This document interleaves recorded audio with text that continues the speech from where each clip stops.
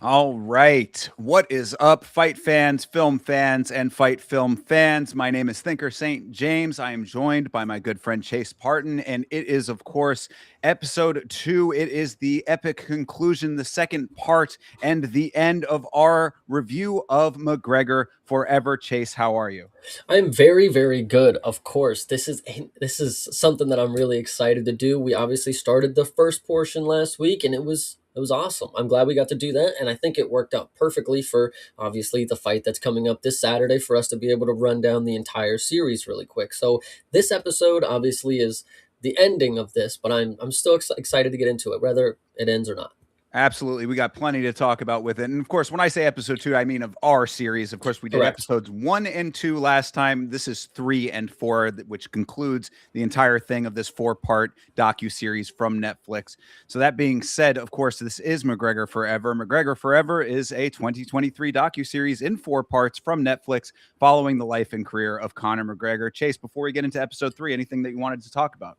Well, I think this is, and we didn't talk about this on air before, but I think it is actually something that we may be able to touch on a little later because if anybody is watching live, there is a press conference currently going on or is about to start for the fight upcoming for Conor McGregor against Max Holloway. And, obviously the card of 329, correct? That's what it is. Correct. Yes, indeed. And so if anything happens to go down, if they throw tomatoes at Conor McGregor, if Conor McGregor ends up grabbing all the belts and says they are all mine and runs off, tell us. We will love to hear it in the chat. We may not get to it immediately, but at the end of the show, we can have a little moment. We will run down, obviously, the latest installation of Conor McGregor because we do get, of course, in this docuseries, a lot of press conference moments, fight moments, behind the scenes moments, and I do think that actually will go well and be a nice little ending portion of this episode. If Thinker, you would like that as well. Absolutely, I would, and it really is a good point as to why we are doing this right now. I mean, what you had said, Chase, and I'll talk about this throughout the course of this thing, definitely in my wrap ups. But when we started this, you were saying that it's a good time to do this because this is the last in-depth look that we had gotten at Conor McGregor and his career before this very long layoff that he was on, and is now concluding with this upcoming fight. So really, in sequence, this is like the timeline being played out right before our very eyes. We're going to be going over the most recent fights that he had, and then into this downtime which we all lived through for the last 5 years, and now is going to be concluding with what is happening on this very evening. So it's kind of crazy that it all works out that way. And I'm very excited once again to get into the episode. And then one more time, I'll give a brief shout out, obviously, to the chat here. Bleeding Edge, Sam, thank you guys for being here. And if you're, again, Sam, thank you. If you're watching us and the press conference, once again, just let us know if there's anything of note, specifically with Conor. The other portions of them may be funny, but we'll get into those another time, of course, in the Discord or in maybe a separate video or a live stream separate. But specifically, Conor McGregor, if anything goes down that we need to touch on at the end of this video, send a link and we'll obviously take a look at it. If it's posted, by the UFC channel, we can just hop in that really quick and easy. Bing, bang, boom. So shout out you guys for being here. I appreciate you, for real. Absolutely. Yes. Thank you guys. Much appreciated as well. And with that said, let's jump on in. This is episode 3. It's called Insane to This Game. And we start off with a graphic recreation of one of Conor's tweets of him deciding to retire. Of course, this is one of many, many, many Conor tweets that would end up being deleted, I'm sure. I cannot verify that this was one of the deleted tweets, but Conor deletes tweets so often, I would assume that it was one of them. Yeah, absolutely. So it does start with the retirement tweet, and this one is pretty funny because it's boop, boop, boop, boop, doop, and it just like types out really slow, and it's like a real long message kind of deal. At the time, this probably would have been crazy, but we see people retire all the fucking time now. Would you have believed this? Were you around to believe this? I guess is the question. Let me say that. Yeah, absolutely not. I did not believe it. And you're right. I mean, like, this is definitely a great example of Conor being Conor. It ran like when Conor does stuff like that, especially back at that time, it really just felt like shooting from the hip. You never knew, you never felt like anything was so permanent that it would be real. It's like one day he says that he's going to start some company that does this thing, and then that never happens or whatever. And then now it's a retirement, that never happens. It's like, Conor just be saying shit was really the feeling back then. And it'll be interesting what we're going to talk about here in a couple of seconds, where they're, saying why he might have done that. Because it's like, he doesn't really need to be generating interest that way, I would say, but we'll talk about that in a second. Either way, no, I do remember this, because this was not the only one, if I recall. I think that there were multiple times where Conor was saying that, I'm going to be stepping away from the sport. Well, speaking of, this may have been one or more iterations of a retirement kind of post or whatever. This is a good point to bring up. They leave a lot out of these last two episodes. I don't know if you caught that. Not necessarily any that I remember off the top of my head for this episode, but if they left out retirement tweets, that adds up, because they left out a shitload of stuff later. So, well, I mean, going back to the points that I made on the first two episodes, yes, this is going to be a recurring theme from those into these episodes as well. Just what is included, what is not included, and you having to read between the lines and extrapolate information. and see, on the first two episodes, outside of the cage, it's a different story. We all do not, we should all not condone that, of course. But inside the cage, specifically with the later episode, and we'll talk, it's like, I know what happened. I kind of witnessed it, and then it's just like, just skate on by. I'm like, what are we talking about here? That's exactly what I mean. Yeah, yeah. So crazy stuff, for sure. This is obviously, the retirement tweet is just the startup. We get to see Conor and the fam getting on their fabulous yacht, of course. It said, Conor tweets, and then now we're on a boat. It's just cold open tweet directly into family boat day. And he's like, I'm retired, champ. I'm done fighting. Daddy's done fighting. Champ. That was one of the interesting things to me. There is a lot of interesting stuff in this episode, I think. So this was one of the interesting things to me, was I said, apparently Conor was actually believing his own bullshit at the time, right? I mean, exactly.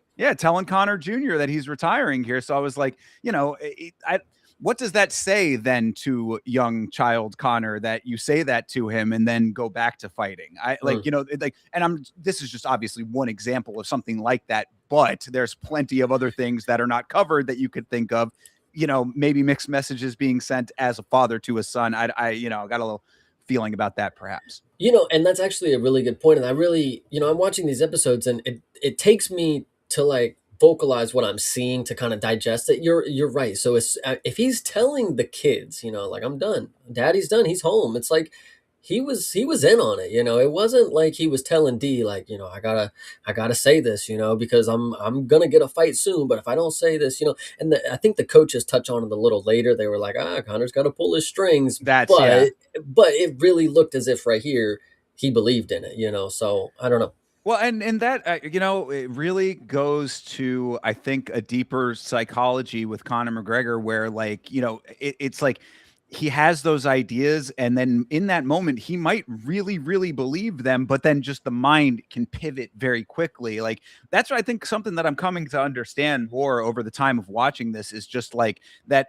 He does invest himself in a lot of stuff. They talk, we're going to talk in the next episode so much about the love of the game and all this kind of stuff. And it's like, people would say, oh, his actions show you otherwise. But when you see him training, and of course, we'll get into all the details of it. When you see him training, you do believe it. You know what I mean? You do believe that he believes it, that he really is I am that dedicated. I am the guy that, I claim to be, and all that. And it's not an act. So, I think that he really has that, but then can just somehow navigate in his mind very quickly onto the next thing.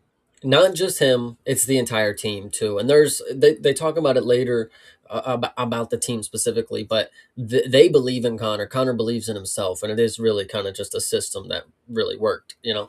So Well, and yeah, and cuts both ways, of course. But yeah, let's keep going here. so we get a young Connor clip, of course, and he's asked if there's anything that he doesn't like about his life. I think this is kind of how they worded it.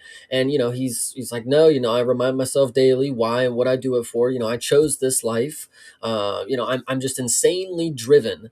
And then we get a title card, of course, and then we get the insane to the game title, which Yeah, fine, whatever. sure. Yeah, well, yeah, and he has that phrase in there, so it's a nice little Hmm. juxtaposition. But yeah, he's talking about fighting. He's his love of the life, and he says it's important for him to remind himself that he loves it. Hmm. And I'm like, bro, you literally spent multiple years living like a maniac. Like, how many reminders do you need?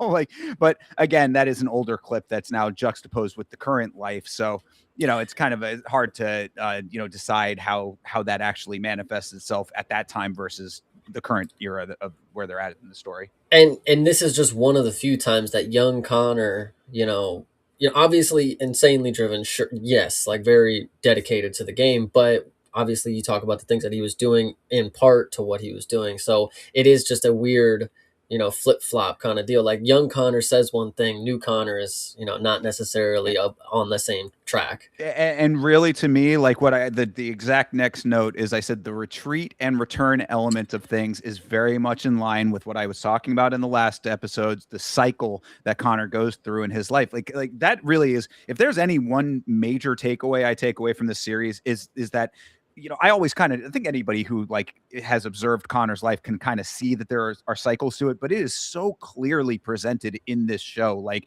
how he goes through cycles, like, again, with the, being contrite before a fight and then into, the rabid guy before a fight, and like, going, it being all in and then having to retreat. The injuries also, unfortunately, play into that, and that might not be in his control, but they are still part of that whole process of, now I have to step away for a little while, but now I'm all back into it, and then it just kind of just goes back and forth, and then all the legal stuff, everything is cyclical with Connor. No, absolutely. And then so we go to Dublin, Ireland in June of 2020. And this Yes. this is another key thing about the career of Conor McGregor. Whenever you want to say whether he came back 6 years after his return or whatever the Cerrone shit, COVID really did have an impact on everybody's career. So Conor's stardom really got, kneecapped when it got to a certain point, whether it was still growing or it was, slowly growing. COVID really shut down a lot of shit for every superstar when it came to shit like this, So and Connor specifically, who has to take a lot of time off because they have to book him correctly. There was no big shows, so Connor don't get calls, kind of deal. So and that's what they're talking about here. Connor, he's getting back into the gym. He's getting warmed up. Obviously, the UFC keeps stringing Connor along. Because they don't know what's going on with COVID. We can't necessarily get people in an arena. Fight Island is yeesh, we got to do quarantine and stuff. So Connor feels good that, and he's not slipping away, and this is where we get our first social media roundup of the episode. And I think the Q and the haters is maybe what I Oh have written here yeah, again. yeah. Well, when he's talking about the, in that portion where he's back in the gym and talking about not getting booked, it's like he says right there, he's like, I could have just walked away, and been done. I'd go and live my life or whatever. And like what I like, he's not wrong. And we do, we talked already about him being a pawn in this game, to an extent because of his star power. It makes him a different entity than an average fighter, of course. And I say to that, it's like, you literally just said, like, that you know what this life comes with, but you're crucially leaving out the portion of controlling yourself under these circumstances. You know what I mean? Like, and again, the documentary is not really showing us all of that side of his life as much, but like, that's really my answer to all of this. When he says these kinds of things, it's like, dude, yeah, you're right. It does suck that you don't have a fight booked. That is what comes with this level of star power. It is your responsibility. It's a unique responsibility with the level that you've achieved to keep yourself under fucking control. Yeah. And so when you don't do that, this is what all of the other things are what happens. So, it just is what it is at that point. It's part of the deal. I think in this, when you go back to how this episode started with the retirement tweet, it's like Connor's all over the place at this point. He doesn't know what's going on. He goes into the gym telling his coaches, I'm locked in, I'm ready to go. But he goes home and tells his kid, I'm retired. Daddy's home. So it's, when you really break it down, it's like, man, this is Connor's really, and when you start to understand the things that are going on outside of all of this, like Connor's really starting to slip away. Like you truly do see it in hindsight. People probably could have predicted it, kind of deal, but you see the elements of a great fighter starting to slip away. You know, one little detail that got him there at a time. You know, it just chips away from the bottom. And keep that exact thought in mind as we go through these last two episodes, because of what they are showing us and what they are not showing us, you know. Yeah. So, but yes, you are correct. We go to the digital media roundup, of course. No one buying the retirement is what I had Yes. there. Everyone talking about Connor. The Connor saturation just continues with this portion. Did you get Joe Rogan? Did you hear his quote? It was pretty funny. He's like, "No, Yeah, I don't think he's retiring. He wants you to talk about it," and you did, and it's like, well, god damn it, like couldn't even fool Joe. well, yeah, and that's exactly it, though, is what I was saying before. It's like, yeah, people saying, "Oh, he wants you to talk about him," bro. Everybody at this time is constantly still talking about Connor. I mean, there's really no need for that level of, of bait, PR bait or whatever. Like, you didn't need to do all of that. They also talk about Connor being the biggest driver of business, and the UFC being the business itself. Essentially, is what the conversation is.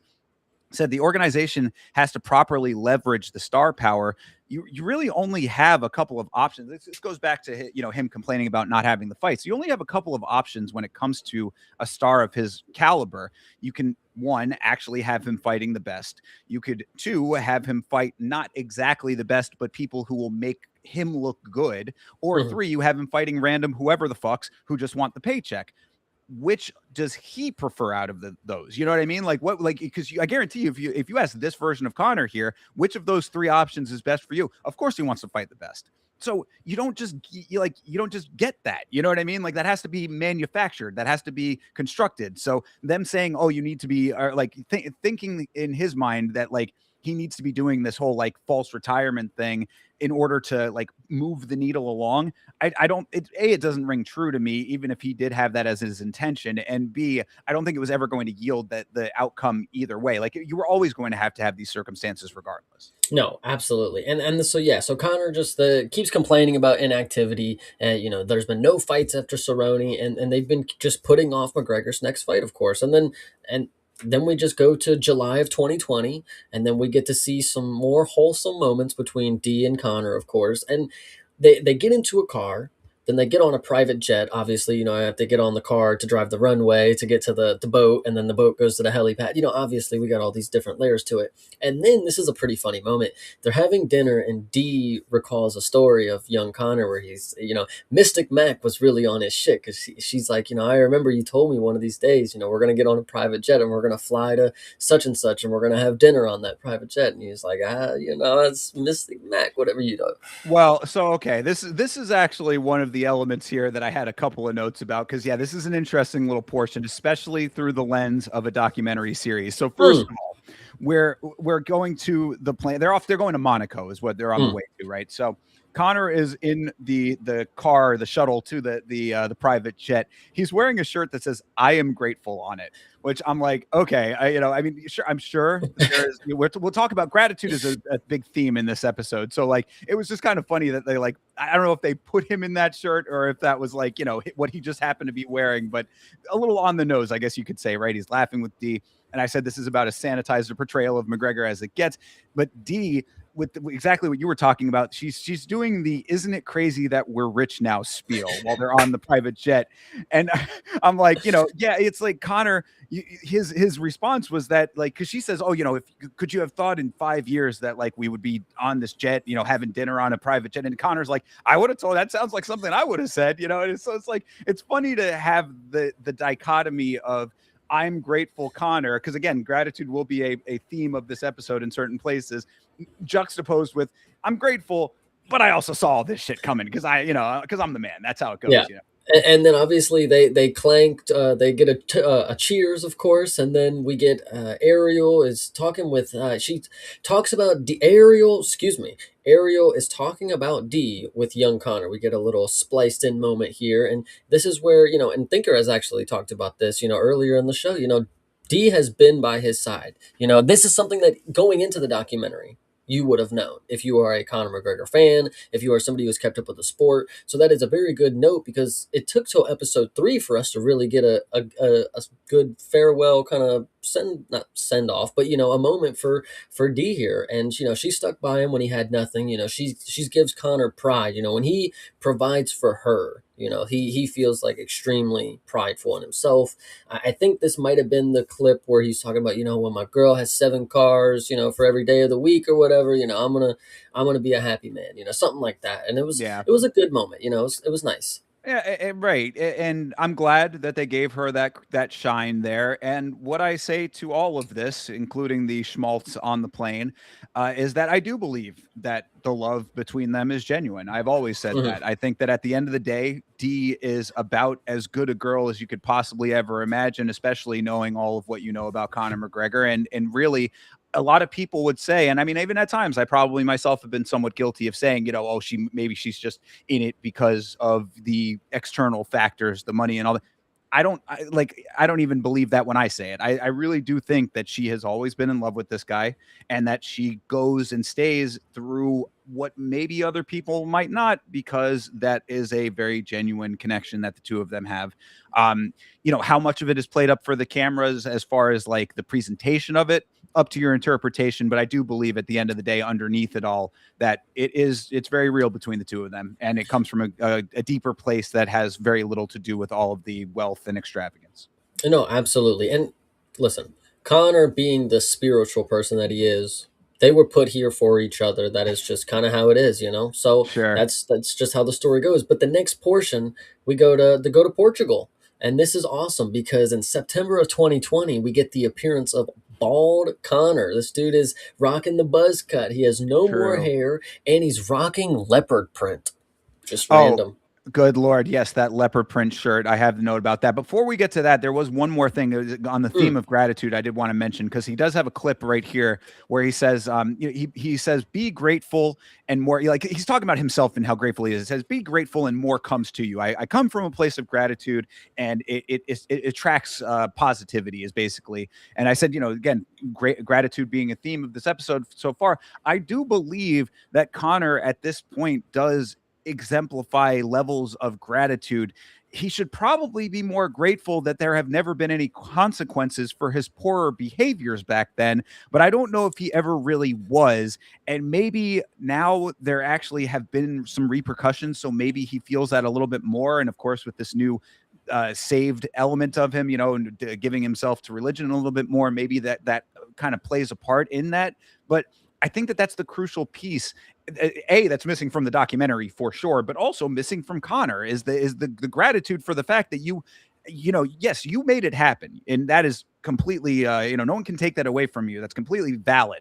But at the end of the day, like, you now are afforded a level of untouchability that very few people on the planet have. Where's the gratitude and the positivity to make that not itself anymore? Like, I would think that gratitude would lend itself to that being diminished. mm. Well, we see Connor give back in a few instances. Now, this doesn't necessarily erase what he has done or exemplify him from anything, but there are moments where he does give back, whether it's for the cameras that he hired to see him do it or not. That's Fair. another topic for another day. But Yeah, fair so enough. so next we get the leopard print bald Connor is Yeah, exactly how we're I wrote here. we're on a commercial shoot out here, and we get to see Yes. quality Connor line reading. I said this type of performance never his strong suit, but we did get a couple of him having to, look into the camera and say snappy things. And then I don't know who asked the question. It wasn't like an interviewer. It kind of just seemed like Connor was chopping it up with a dude on the side of the shoot or something. Because like the dude was Bro, just standing there and he was like, "So do you feel what do you feel about Habib? What do you think about that loss or whatever?" And this go was on. this was the funniest part of this episode to me, is that Connor in the leopard print shirt is just talking. He's going through his career in great detail to some random Just dude on this commercial shoot. I was so confused who this dude was because he looks like kind of like he's dressed like a busboy, and it's He's like like a PA. He's just like, yeah, it's just some guy working on the commercial, but he asked him the question, and Connor can't stop. well, and fair play to Connor because like if it is just some random dude who really just likes UFC, Connor's doing a commercial. No, they don't give a fuck about UFC. They're there to just do their ad read or whatever. The dude that was there, he probably did just like want to ask like, hey, can I ask you a question? Like, what do you think? How'd that Habib stuff? And Connor really does break down a lot here, which is interesting. Because Connor talks specifically about the bus situation, which I find really funny. He's like, all right, we're gonna talk about my court cases really quick. So. Well, that's the thing is that he touches on a number, like it's almost one of those things that like like you ask a simple question and then somebody just starts really Trauma expounding. dumping on you. Yeah, kind of. It really kind of feels like that a little bit because I said he's really going into detail with this rando right here. Is that he talks about the recognition of his lifestyle contributing to the Habib loss. I thought that was an interesting note in this very brief conversation. But you are right because I do acknowledge that what you're saying with this. It's like this is just potentially like a guy who's working on The the shoot, only but dude that would talk you like fights with him on that day, maybe. yeah, I mean, whether it's that or just the fact that it is somebody who is showing a genuine interest in him, aside from the status level that he has to be the person, the star of this shoot or whatever. Like he's asking him more of a genuine question than he's probably getting from the average person. Or it legitimately could just be that he is as a fan, and Connor is reacting this way to a fan. Like, and that in and of itself is kind of a nice thing that someone of that status would give this level of insight to just the average person asking the question. I acknowledge all these things, but it is very funny to see it in this context as he's in the leopard shirt in between shoots or whatever, in between takes, and he's giving this just very large amount of detail. Maybe it almost feels like a little bit of a therapy session just in that Yeah. very small moment. Well, and he does say some really good stuff. If you talk about a good therapy session, I mean, Connor accepts some things. Obviously, he knows that he was at fault.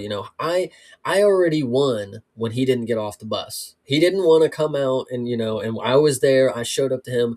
I took it too far, and that was on me. I made myself, I made my team, I made everybody involved. I failed them, as I think is how he worded it. I failed them, and I failed martial arts by taking it further than that because he had already won. There was nothing else to do. Khabib was taking a shite in the bus, So that's just really how it goes. And I said another thing that Connor was talking about is he was living multiple lives. He wanted to take martial arts so seriously, but then he would take it further than the martial arts like lifestyle. So And that's exactly it, where he's talking about the lifestyle contributing to the loss. And I was like, I thought that was an interesting admission from him because, mhm. it's very rare. It feels, at least, especially in this docuseries, it's very rare that we get that level of admission about the other aspects of his life and how they negatively contribute to the entirety of it. We see so much in this documentary of training footage, of dedication, this level of intensity, the 3 hours in the gym a day kind of shit, two sessions a day, Connor at this point. But like that, we know that there is more. So it's like, how is it actually contributing when all you're seeing is the one side? I thought it was interesting to hear from him directly that there is an acknowledgement that it does contribute negatively. And then I do like how he kind of ends it. He's like, he can run, but he cannot hide. And it's like, oh, brother, if he really knew, So we'll obviously get into it. And then I obviously made a quotation here. Habib has hid very well behind crypto schemes, by the way. So just saying. True. Wow, big fact. Shout out to Popka NFT. But yeah, he can run, but he can't hide. Always love hearing that from someone saying it about another guy who he's just lost the fight to. Yeah. And who is clearly going to run and hide for the remainder of the interaction between them. There's no Yeah. reason for a rematch. Of course, he's literally just not going to pay you any mind after. So True, yeah, and we of course know to be true to this day because literally just I believe either today or yesterday, Connor's still talking about Habib. He just made another comment about him. Oh, what has he actually done for this sport? He had X amount of fights. He never really. It's like obviously he is still living rent free in your head, and that is this is the genesis of all of that. So yeah, I did say a fight would have been a nice focal point because they're talking about him not having a fight to train for at this point. Now mhm. we're back into training footage. I said a fight would have been a nice focal point But he's always training, always ready, says his coach. And, then of course, 5 years off will say otherwise, leg break and juice cycle aside. So, I mean, like we are moving into this next portion here with, them talking about the ever ready Conor. But much like the Habib situation, where you've got a focus that becomes unrealized, you have Conor doing all of this training and us being told he's always ready, he's always going to be, right there to come back. And then what we know at this point in history is maybe that not being as true as they're trying to make us believe. Yeah, this next part with Connor training, I mean, it's pretty standard. You get him running up a dirt hill like a couple different times, bald Connor, with just in underwear with like a strap around him. Obviously, I think it's like a heartbeat kind of monitor thingy. Anyway, there's a portion before this that he talks about that I think is a really good talking point for MMA in general. Any martial arts, combat sports, attention span. You gotta be able to be engaged with what you're doing for one longer periods than the actual bouts themselves, because you have to train to get to the bouts, but then when the bouts come, you have to be locked in, and I think attention span specifically, obviously people talk about focus, be focused, but attention span, the way that he said it, I'm like, you just don't hear people really break it down into layman's terms, like like I don't know. So it was interesting. I thought that point was good. Connor, yet again, saying the right thing at the right time. It never fails that Connor has some deep insights. Again, it's like you watch Connor at length in a documentary like this, and you really do understand that he is not a dummy. Like, this is Yeah, an intelligent guy. But it's just at like it's. times. Oh yeah, I mean, right. Well, I said that in the first episode too. You see so much of this man's life, you can pick out many many things where he's Yeah. he's not. But like in instances like that, especially talking about fighting, when like you see as much dedication as they show in this series, his commitment to fighting, the insights that he has about fighting are very valid. It's just the fact that they are paired. It's the two wolves, man. Connor is constantly feeding the wrong wolf when the right wolf is right there waiting to be fed. No, absolutely. And this is so when, we get more Connor, we get more Ariel talking about Connor understanding his star power. He understands how to utilize it. Obviously he's not no dummy, just like you were talking about. He knows how to make Azalea Banks or whatever send a tweet that's crazy. Who knows if this was planned or not? But those are just the little things. No, the star power. This is when Connor starts to take matters into his own hands. He tweets out, or he gets into contact with Dustin Poirier, his boy. By the way, I'm glad you got to witness finally. We'll talk about it, of course. Sure. He takes matters into his own hands. He gets Dustin on the phone. They are ready to make a boxing match or some sort for charity, and the UFC steps in and says, "No, if you're going to fight, we're going to make money off of it." So this is how we actually get the rematch, which I find kind of funny. Like, was it really that easy? Like, all right, Dustin, we're gonna fucking fight, bro. We're gonna do it for charity, and they're like, oh, no, no, no, no. We'll give you next week. Just give us a couple weeks. We got you. Yeah, see, this is an interesting element right here, right? So yes, you're right. Connor takes the law into his own hands here, matchmaking the charity boxing match with Dustin on Twitter. I said, of course, there was no way that this was ever going to fly with the UFC. I think everybody involved definitely knew that. Everybody's saying that Connor forced the UFC's hand. I think it's is complete bullshit in this regard. I think that. Mm. Oh, absolutely. I think really my perspective on this, and I think that I'm on the right track here, is much like the Habib fight, the UFC follows the trail that Connor lays out, and they just like where it leads to at this period of time, of course.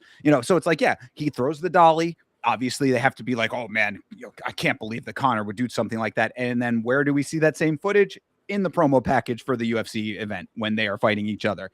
We talked about that in that episode, in the Beeb episode, me saying that's like, at the time it was nice that the organization had the ability and the put the effort in to make the fight that made the most sense at the time. So really though, it's all Connor kind of just being a bull in a china shop, just knocking into walls and stuff, and then the UFC saying, yeah, that actually kind of looks good. Maybe we'll just do that, And I think that this is exactly what happened here. Connor, them sort of, trying to figure out the next step. Connor saying, oh, I got to be active. I got to do whatever I'm going to do. He starts this cycle, and then they're like, yeah, Dustin fight. That actually does sound pretty good. And I actually think this goes back to the beginning as well, when you're talking about, when we're talking about him and the family, specifically telling him he's done fighting. I think that further proves that he was in on it, because if he was going to force the UFC's hand, if this is how it worked, I mean, this was this worked. Retirement tweet didn't fucking work. They didn't give a shit. Here we are asking for a charity match with Dustin. That worked. Now we get a fight on the hand. So whether or not he forced their hand or they followed the trail of it, who cares? It finally got made, and we have a rematch that is official, and then we get our social media roundup one more time. Well, yeah, and I was gonna say, like, I think that at the end of the day, from the UFC perspective, like they would sit back and be like, let them believe that they forced our hand. You know what I mean? Like, oh yeah, everybody Got online, us. Damn. exactly, yeah. Man, he really did it. Look at the amazing star power of Conor, that he was able to move mountains with the organization. And it's like, yeah, sure, let them believe whatever the fuck they want to believe, and we will rake the money in. So Yeah. yeah, all works out that way. Yes, we do have another social media roundup yet again. All more of the same basic conversation here. And then, was there any points in there that you wanted to touch on? No, the social media roundups, they're really not saying too much for me. They're all just blabbering the same kind of dealio. This isn't we get a lot of, it sounds like this might have even been a point earlier. We get a lot of Irish creators, of course, when it comes to the social media roundup. And at this point in the docuseries, they are not very happy with this guy. I think that's how this is going. Like they're all like, this guy, he's coming back. He's not going to be the same. It's been too long. And it's like, brother, wait a couple years and we're going to find out. Yeah, well, and that is an interesting element too of where it has gotten to with Ireland, because I have heard multiple times and in different ways that the country of Ireland really not supporting Conor at all, and a lot of for a lot of different reasons now, of course. But interesting to see it starting from almost a more pure place when it comes to just the fighting itself, and them not thinking that he's the same guy or whatever. Maybe seeing a little bit of the antics going on outside of the fighting that have led them to that thought process. But then, of course, over time, it's going to gestate into something much bigger. No, absolutely. So social media roundup happens, and then we get to Connor's film area. This is like his theater, his home theater kind of deal. Correct. He's watching Habib and Justin, and Connor is watching very, very closely. He is watching this thing. You should have kept the clinch. Gosh, like what do you do? It's pretty funny. And then Connor's witnessing the finish, and he's like, God damn, let it go. God dang. He's having a little moment. Connor is just visibly not having a good one. And he says goodnight to Junior. And then Habib gets on his post-fight speech and announces his retirement, and you kind of feel the vibes just sink out of there. Like, you motherfucker. That was after Dustin. That was supposed to be, we were going to get that rematch, but Habib didn't want to, he didn't want to carry on the legacy, of course, and Conor gets frustrated. And I love this portion of whoever was editing this and added the ears ringing effect. I'm like, man, that's perfect for this. Conor, he's not listening to anything anymore. Like, he's just so fucking pissed. This is PTSD for him happening right now. Like, for sure. Fuck.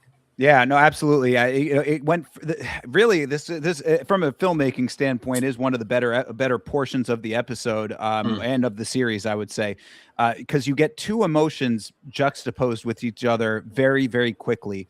You get the anger that he felt when Habib won, which was very real, because Conor is, I will hold this grudge against you till the day that I die. That is Conor McGregor right there. If I don't have the win, I'm going to hold the grudge until I do have the win. So that's emotion number one. And then emotion number two is Conor internalizing Habib's retirement. I mean, that is, just him sort of like it almost washes over him in a way. It's like he's watching it. The rematch is dissolving before his eyes. It certainly drove the point home with the amount of lingering that the camera does on him. It's where you stay on his face just to see everything sort of just process in his brain. It was a pretty powerful moment based on everything that I actually and because obviously you see the life get sucked out of the room, and Conor is visibly frustrated. But this next portion is actually really good. Were you surprised by it at all? Is what like one of his homies asked, or the cameraman, whatever you're gonna say, and he's like, no, but it is what it is. He said he talked with his mom for 3 days before the fight or whatever. Habib did, of course, and he made the decision based on that.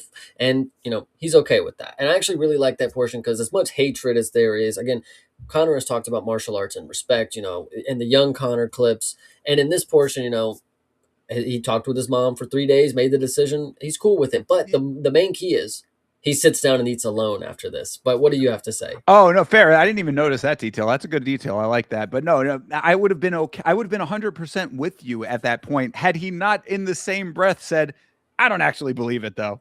You know, like Well, fair. he right then was like, "I don't believe he's actually retiring." And my note to that was, he wasn't faking like you, brother. Yeah, You yeah. know? So you know, but I do enjoy the ending portion of him just sitting down alone because everybody's asleep. You know, he's got to get the rest of his carbs or whatever. He's going to go train. You know, plenty of times they actually say later as Connor trains late at night. Like Yeah. that's his thing. You know, even going when he goes overseas. You know, in the UAE or whatever, like training overnight was like a big prevalent thing. So I find it interesting after all this. You know, you see the mood shifts. You know, the vibes go low and then acceptance. You know, you see all the whatever emotions go through, and then he sits down and he just eats alone. And I'm like, man, we've seen him eat with his family before. We've seen him with both of his belts where he chose to eat with his belts over, you know. And now here we are, and it's nothing. You know, he has nothing else. You know, Habib's gone out the picture. You know, he's not really in the UFC. He had to force them, whatever you want to say, to get the Dustin fight. So that moment right there, where there's just nothing with him, and it's just him eating alone. I really like that after this. It was cool. Yeah, yeah, I like it too. So yeah, I mean, now we're that's kind of where that ends. We are now 1 month out from the Poirier fight. Of course, the rematch. Part three or no, this is still the actual rematch here. This is part Yes. two. So yeah, so we're out from the rematch. So we got to see Conor's knockout footage from the first fight. Dustin has his own highlights here. Those are also very nice. Yeah, Dustin the Diamond. You get this is the first instance of where you get to see. I mean, obviously everybody got a little title card, a little finish sequence, but once you get introduced to Dustin Poirier, he takes over for the rest of the fucking show here. So I'm telling you, and we can break it down if you want further, but Conor McGregor and Dustin Poirier, they are friends. I'm telling you, and it even goes further to this day. Conor has not said anything ill about Dustin and the shit that's happened in the airport. He's actually been very vocal on his side about it. You know, so the shtick aside, you know, the arguments aside, listen, I've argued with people, you know, I've yelled at people and we've been able to be cool. I just, this is just professionalism, competition. These guys are boys, you know, and so this is the first instance where you get to see Dustin make his entrance into the docuseries, and this is a really good portion. I think Dustin actually is a really good portion of this, you know. So we get to see, you know, Dustin. He was a featherweight, and then he was, you know, not really looking well. But when he hit lightweight, that's when it all changed, you know. And Dustin was here to avenge this loss that he had. You know, at featherweight, it's one thing, but now I'm in the division that I run stuff. You come to me, we're gonna take the rematch, and we're gonna see what happens. And I actually listen. Shout out to Dustin Poirier. You know, I mean, for what it is, always been game. So there you go. Absolutely, and one of the best on the planet for a long time, and definitely at this time. So, Yeah. yeah, everything looking good when it comes to Dustin, but I guess not much happened a month out because now we're 2 weeks out. Yeah, yeah, it was definitely a big jump. We go 1 month, we skip backwards 6 years, and then we skip forward 6 years and 8 months, and it's like, what the fuck? Whoa, we just missed a lot here. So Yeah, okay, really weird that they chose to include a graphic for the time period for that when really all we saw was highlights and past footage. But regardless, we're in Dubai now, so we're going over the COVID protocol for the fights, which of course, as you mentioned, this really did. It cannot be overstated how on everything's ear this was at the time. I mean, with the amount of people traveling around, the changes obviously seem a lot more trivial compared to the average people, right? I mean, like, the average person is sitting at home, fucking growing a 10-foot beard and like pissing, into jars and shit. I mean, like, everybody's like, we're living like animals back home. These people are still living, moderately regular lives, but there are a lot of roadblocks to go through, and you're seeing all of those when it comes to the fight portion of things here. yeah, Connor is getting his equipment set up, you know, in his room before we get to the actual like fighter hotel portion. I always think it's fun that they just have like a quick like little elliptical that they can screw together for him really quick. He can always just have his little shit. Awesome. And then you know, he's here 2 weeks early. You know, obviously the fight isn't for 2 weeks, but he's here to get acclimated. You know, get the vibes, of course. And then yes, we get a brief breakdown of like the COVID schedule, and then we're in the bubble, and everybody's talking about how this is a common goal for everybody is to make Conor's fight happen. If one thing goes wrong, we're all screwed, and like the fight just doesn't happen. So we've all worked really, really hard to make this happen. We all got to abide by the rules. Everyone's got to be on the same page. Discipline and dedication for the whole team is key. We need to be a well-oiled, high fight IQ machine is how they ended that, and I really kind of liked it. So it's Yeah, good. I mean, it's kind of talking about Connor specifically with that quote, but it does Mm, apply to the entire team. And really, it reminds me a lot of when I worked in live. Like, you might have one singer, like let's say you were doing like Madonna's concert or whatever. Obviously, she is the singular focus of the show, but it takes a crew of many, many, many people to make a production of that size happen.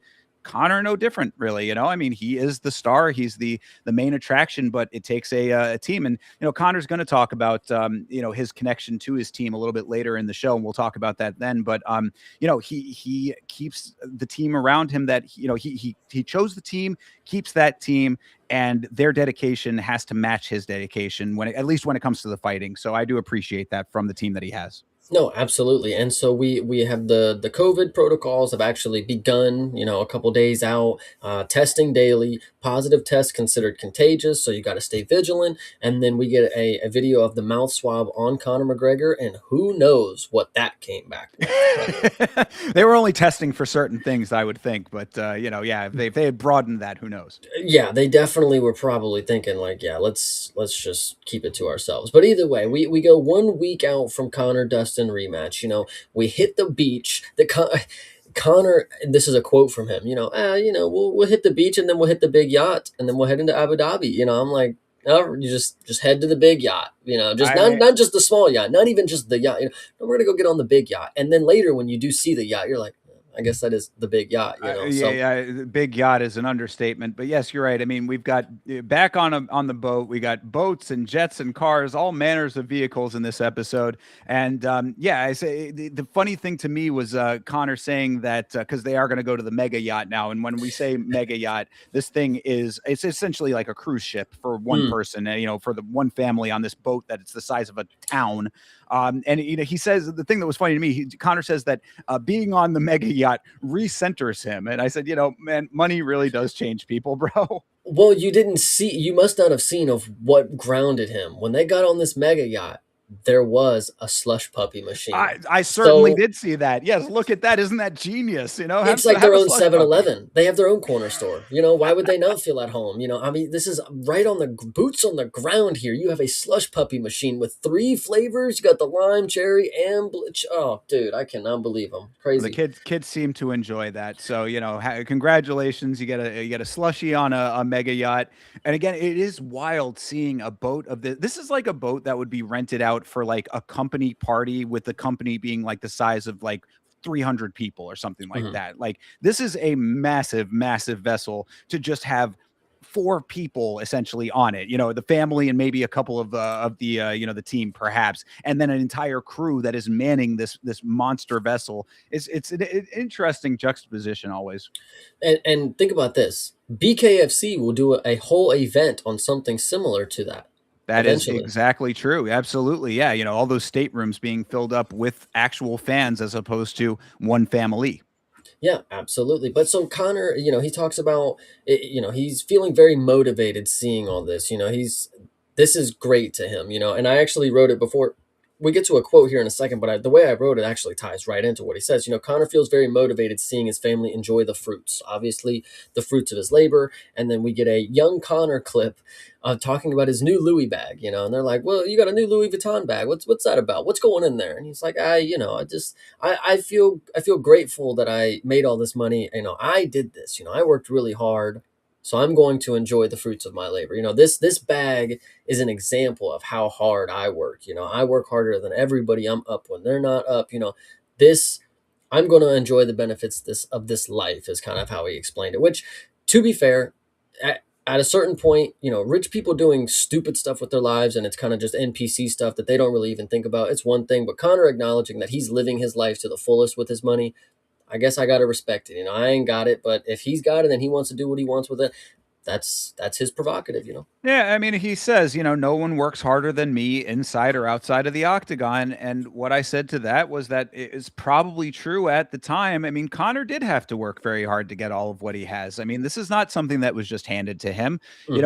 Like, regardless of how much of Connor comes from natural charisma versus how much was his fighting ability or a combination of those things, he did the work to make all of that happen. So I think that it is very important to always keep in perspective that where Connor would eventually get to did have to be built. It didn't happen in a vacuum and it didn't happen instantly. I mean, he had to make that happen. So I do think at the time it probably had some truth to it, especially at the time of the clip that you're talking about, with the Louis bag. But already by the Poirier fight, I would say that has probably faded somewhat significantly. And again, this is another example of how interesting it is with this documentary to try to see what they're portraying versus the reality of the time. And having to read between those lines is constantly a task and an endeavor that you're having to go through as the viewer.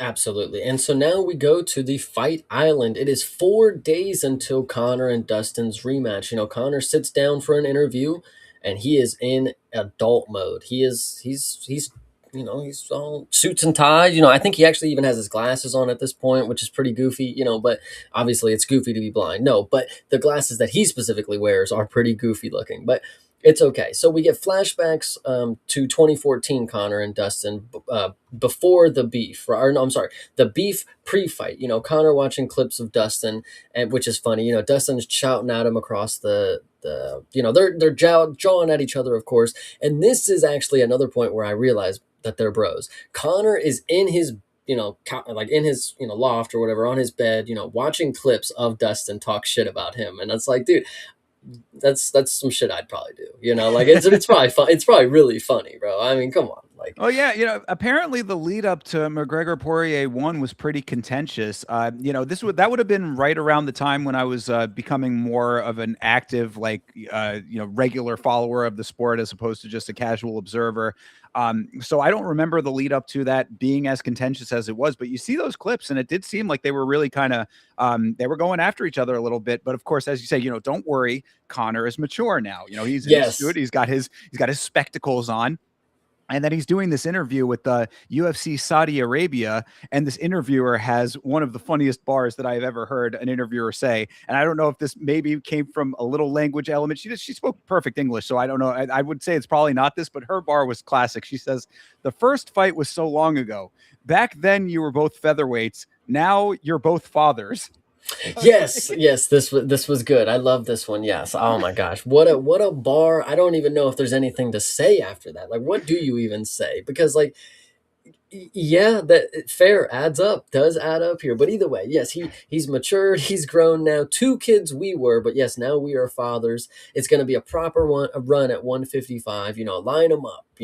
And he sits down with Megan O'Leary, I think, is also what happens after this portion. And and he says, I'm looking for a cleaner shot and a better time. And this is actually where I have it wrote down. We're featherweights now fathers. Yes, that was the funny portion there. Yes, so Yeah. Well, grown man Connor definitely in his element here. and what I say when it comes to Connor in these circumstances, especially what like that wasn't even the crazy. We'll talk about another interview coming up where he's getting a little bit more like poked at. Hmm. Connor has a very good way of navigating interviews. He's always very he navigates interviews very well. He goes with the flow of interviews very well. So it's really hard for you to throw Connor off of his game. What I would really like to see at some point would be Connor in a situation with like a Sacha Baron Cohen style person or someone who's actually like trying to go, like get him into like ask him weirder questions like for comedy's sake, just to see if Matan like, exists. there you go, bro. Fucking Conor McGregor on Matan would be possibly one of the greatest things of all time. But that's exactly, yes. I think it would be interesting to see him go through that because he's always very like he's nimble in these kinds of situations. He like if you try to zig, he'll zig with you. I mean, he's able to follow along and has a good answer for everything. And actually, if you've watched any of the recent interview clips, Connor still has that the what is it called, the gift of gab. He Sure. can spin anything. He's said some pretty funny things in these recent interviews that have been running around. But that's obviously other portions for another time. Connor. I think this is where his team's talking about it's very rewarding to see Conor himself, in this point in his life, he's getting to enjoy where he's made it. It's very cool to see from their point of view, of course. And this is where we get the iconic Conor signing the posters like he doesn't give a shit. And he even still does this. They have the new ones. He was just signing the posters fucking yesterday, and he was doing the same signature. But it's even funnier is because he don't give a shit so much that he just had Conor Jr. on to just scribble on their shit, and Conor Jr. just wrote over somebody's signature every single time. It was awesome. That was great. I noticed that too. Yeah, Connor signing posters, having little Connor sign them. I said, and I really, I don't like to talk about people's kids, but obviously the kids are a part of this, whatever. But Yeah. like with like Connor's life and everything that I had in the notes here, as good a place as any to say it. Going to be very interesting to see how these kids turn out. Just in the big picture down the line. I'm not saying that it's going to be bad or anything. I don't know. I'm just saying that, like, knowing what we know, it's going to be an interesting progression for these children. And then the other question I had was also wonder who got the Connor Jr. signed posters. Did those Yeah. actually go out to people? Might be even more of a They collector's item. It probably is. They were, hey, listen, worth $1 million. I don't know, but either way, now it is 3 days until Dustin and Connor. We're taking promo photos, and we're looking through the catalog of all the photos that he just took. And Connor's, he's the best shape he's ever been in. I put a quote here on that line because I didn't want to actually be the one to say that he was in the best shape of his life. I'm not the one to be able to make that comparison, but he says this is the best shape of his life, and we get more old quotes from Connor, and this is actually a really good one. This is one of my favorite quotes from Connor. Is the Van Gogh moment where he's like, I'm going to play an old. It's actually an interviewer plays an old clip of Connor at the press conference so Connor can hear it or whatever, or at the media day, whatever. And it's Connor talking about how he lost his mind in the process, just like Van Gogh. I had to be so dedicated that I went insane to this, but I'm happy that I did because now when I look back and everybody that I have is provided for. I think this is actually the 7 cars a day line that he drops from his wife. It he would be happy looking back if he was able to accomplish that, and at the expense of him losing his mind to the game, of course. And it was very good. I liked it. Yeah, I also like this quote a lot. I like this exchange a lot here. Yeah, this is something I respect greatly. I talk a lot about. We talked about this on the Warrior review. Moby Dick, my favorite book. This is what Moby Dick is about right here. This exact thing that he's talking about right here. Losing your mind in the quest for something greater than yourself.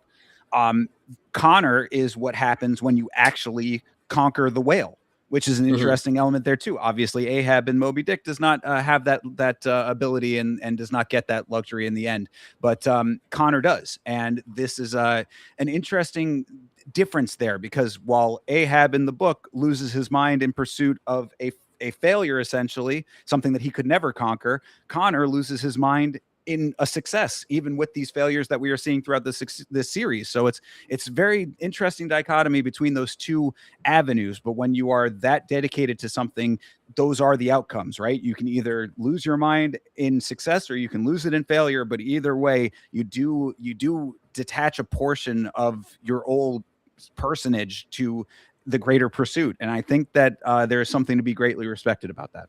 No, absolutely. And this is where, again, I keep bringing it up, but this is just another instance of where I think Connor and Dustin, they pull the curtain back. So we get to the press conference, and this is, Dustin, Connor gets, obviously he gets that question or whatever, and, it speaks to Connor. This is something that really speaks to him. He has a little emotional moment. He gets kind of choked up or whatever. Hearing this, Dustin gets asked a question, like, hey, what's your favorite color? And he's like, it's fucking blue. Some shit like that. Dustin answers really humbly, respectfully, nothing too crazy. And then Connor interjects and he's like, I hear you doing some good stuff with the hot sauce. I'd really like to get a bottle kind of deal. And, they have a little moment. Connor gives respect. Connor feels like he's only just starting. And this is another old quote from Connor. I think actually, maybe it's not older. Maybe it's just like from media day. Connor's talking about the money. What the hell? The money comes, but the belts come and go. Oh, the money and the belts come and go. Highlights will live on forever. I'm here to paint a masterful picture that I can watch with my kids. This is actually, now I remember, it's after Right. He's like walking out and he's getting like a little interview from Ariel, I think is what it is. Yeah. And he's, he's making a highlight reel is basically what he's saying here. For sure. Yeah, that comes in a little second. But yes, this was where I also acknowledged what you've been saying all of this time, that yes, this is a very, very friendly lead up between Conor and Dustin to this fight. I said it makes sense since Conor was, of course, still riding high off the Cerrone fight. He has not hit the down portion, the downswing of the cycle yet. We talk about the Mhm. cycles. Conor is still in that sort of middle phase. You get the high of the win. Now you're at the middle stage where you can kind of just coast on good vibes. Something's going to bring him down and downswing him. And then, of course, we'll talk more about how that affects him going forward. But yes, this is a very friendly lead up. They are certainly chummy at this point. Yeah, he's because Dustin was saying, I think, talking about Conor's with the whiskey visit with Proper 12. And he's like, Mhm. oh, but you're doing good with the hot sauce. I'd like to get some, I'll get you a bottle. Bro fist kind of moment there, whatever. Everything's going good. The thing that you left out, though, Chase, and this, I laughed so hard knowing what we know now. It's Dustin Poirier. It's, I believe, Dana in the middle. It's Conor McGregor. And then when that portion ends of the conversation and you start hearing Conor talking, there's a slow zoom out. Did you see who was on the end of the table there? Mm-mm. It was Michael Chandler. Michael Chandler was on Nice. the dais with them, and they have this slow zoom in on Michael Chandler sitting there silently and just watching his face as the two of them are talking. Obviously, that is very, very funny in hindsight now, knowing what we know about what Michael Chandler would go on to do in his own white whale quest that he did not succeed at with getting the fight with McGregor, of course. What a callback, man. What a foreshadow to what never became. That is It's almost unfortunately. and almost like serendipitous by accident, because I mean they couldn't have predicted. I don't know, maybe by the time they were editing he might have already started that quest. I don't remember like that portion of the No, timeline, but no. yeah, probably not, I would think. So like, yeah, I think just fortuitous in that moment, but definitely hilarious knowing what we know now. But yes, you are correct. It goes on to the quote, the money and the fame, they come and go, but the highlights live on. Again, more saying the right thing in humble mode until the actions say otherwise. And that is always what you got to wait for with Conor McGregor, is just, all of the things sound and look good, but what's going to be the inciting incident to throw it all into a tailspin. The ending portion too, he says, I conquered it. I'm just gonna conquer it again. That's what the double champ does, so it's kind of fun portion to end there. Connor's still on this active quest to make you believe that he is the most dedicated fighter that has ever existed in the game of martial arts, so And this I fucking documentary trying to do it as well. Yeah. So, okay, now we're 2 days from the fight. Connor is at 161.5 pounds currently. Excuse me. We're going to work out first, and then we're going to cut later. And then obviously, Ariel gets a brief moment. And this is for a documentary, or excuse me, a docu-series that maybe not many people are going to be watching, that are like casual kind of deal, that are just going to tune into here. The weight cutting portion is very good for those people who end up watching it. But them have to getting to episode 3 for you to get some actual MMA lore kind of deal of like what specifically mean. I don't necessarily think it's as impactful as it could have been if somebody would have learned about it that in the first. It's like, okay, then people kind of get the deal, but you would have to already kind of understand to make it this far, I think, and then Ariel just breaking it down for you. It is helpful, but I feel like we could have had this in either a different docuseries or earlier in the show just randomly. So we get Ariel talking about weight cutting, why people do it. We cut weight so we can rehydrate and we can have advantages over our opponent when they don't weigh as much as us, yada, yada, yada. So Connor cutting this weight, and, we get to see him doing the sweat manipulation, as I believe, water manipulation is how they call it, and this is where you get the mental game. Connor talks a lot in this docuseries about the mental game, mental fortitude, and losing his mind, whatever you want to say. So he's locked in, losing all this weight, sweating. D is by his side. And it was actually before we even learned, and I didn't want to bring it up, and I wasn't until we learned. I was like, yo, D is looking like COVID is feeding her well. Oh, brother. When I saw her, I was like, holy crap, dude. This is what happens when rich people get to stay away from everybody, Like, but no. D is pregnant again. She's by Connor's side still, though. And I think that Yeah, is very key to note. we won't know that for a while going forward. They don't say anything about that at that point. But yeah, Yes, because I thought the same thing. I didn't even I didn't put it in the notes. I didn't want to be overly rude. But yes, the not exactly the correct. most flattering shots of D in this moment here. But yeah, no. To address the point that you made about the weight cutting stuff, I agree with you. When we go over, what we always do at the end of this, when we, go over this like as an MMA film or documentary or whatever, that's the kind of stuff that maybe changes the score a little bit because you're right. At this point in episode 3, like, you probably could have just done without like any explanation for the more casual fans. Like, I mean, because if you're going to do it there and it's really the only instance in this series of any like actual MMA explanation, like Right. there's maybe a few minor other ones that you can point to say like that would be something for a more casual fan, but it really is one of the few that's actually like focused on for any length of time. So if that, like, it seems like an odd thing to just throw in here at this point, but I guess if they were saying that this weight cut maybe like it didn't seem like it was the craziest weight cut as far as like being difficult. It was certainly not easy, but no weight cut is like easy. Mhm. So yeah, this was it was kind of just there, I guess, for those casual fans. Maybe didn't necessarily need to be there, but either way, we're watching it all. And like you said, he's sweating it out. He's in the tent, and she's got the ice pack on his head, and I said the same thing.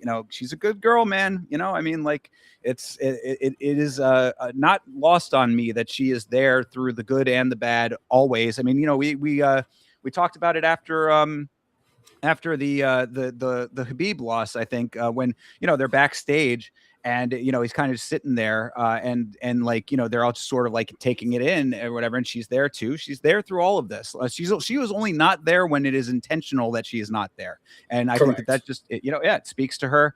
It speaks to her character as a companion to Connor. So I do like that. No, absolutely. And then so the next portion, obviously, after we cut all the weight, we are now weighing in. Connor's the first to the scale. 155 pounds. It's official. He made championship weight. That's key to note that Connor wanted you to know championship weight. So there you go. Sure. And also this, I thought that of the artistic elements of this as a film piece, this was a great looking shot of this weigh-ins, because what you see in this moment is it's kind of, the camera is off into the back and you're looking out over the ballroom, and the scale is kind of off to the side, and you're seeing like the scale and Connor on it, and then like the audience over to like the left hand side.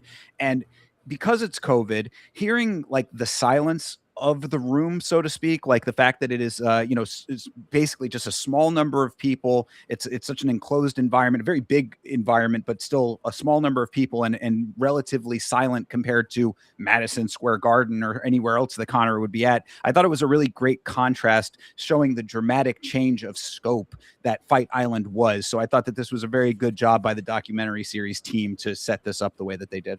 No, absolutely. And then of course Dustin is up next. 156 makes it. Fight is official, and then they both walk off. And then this is where bro, they're best fucking friends. Hey, good job, Dustin. You too, bro. Like that. Yeah. Listen, that's it, brother, right there. Exactly. Con- They actually did do a knuckle touch. Yeah, they reached for it too. It wasn't walking by and passing. No, hey, I gotta. And then they went for it.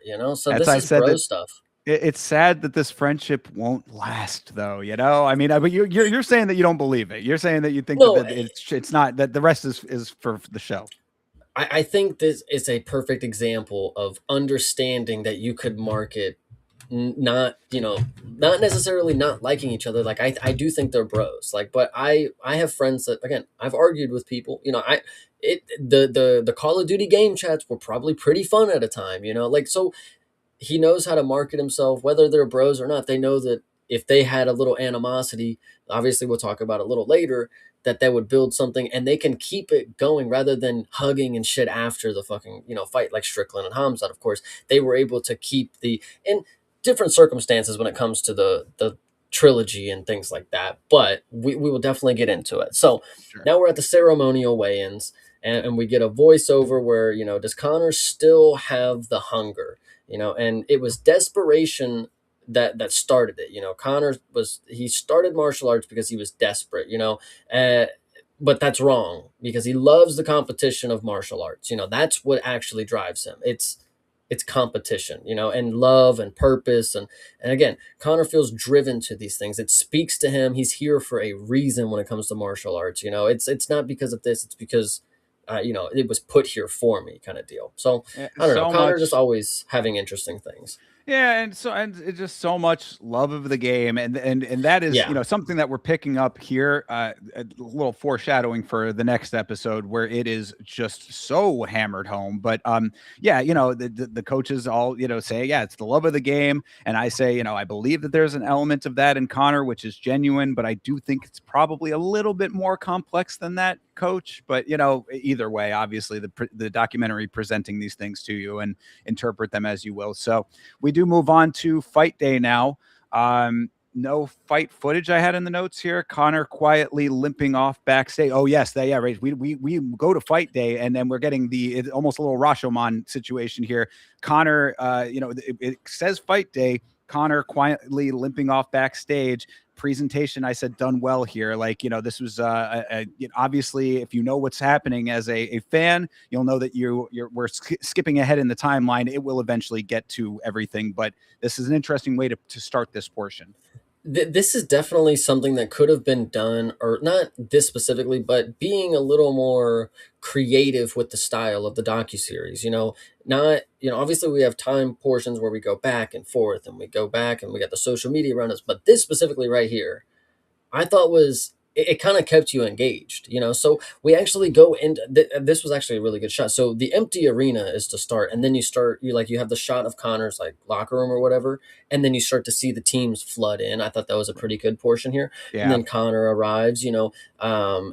Let's see, we get another young Connor clip before this as well. Connor is what does he say? You got to embrace what you're doing. You gotta love it, or what the fuck are you doing? If you don't love this shit, you gotta get out of here.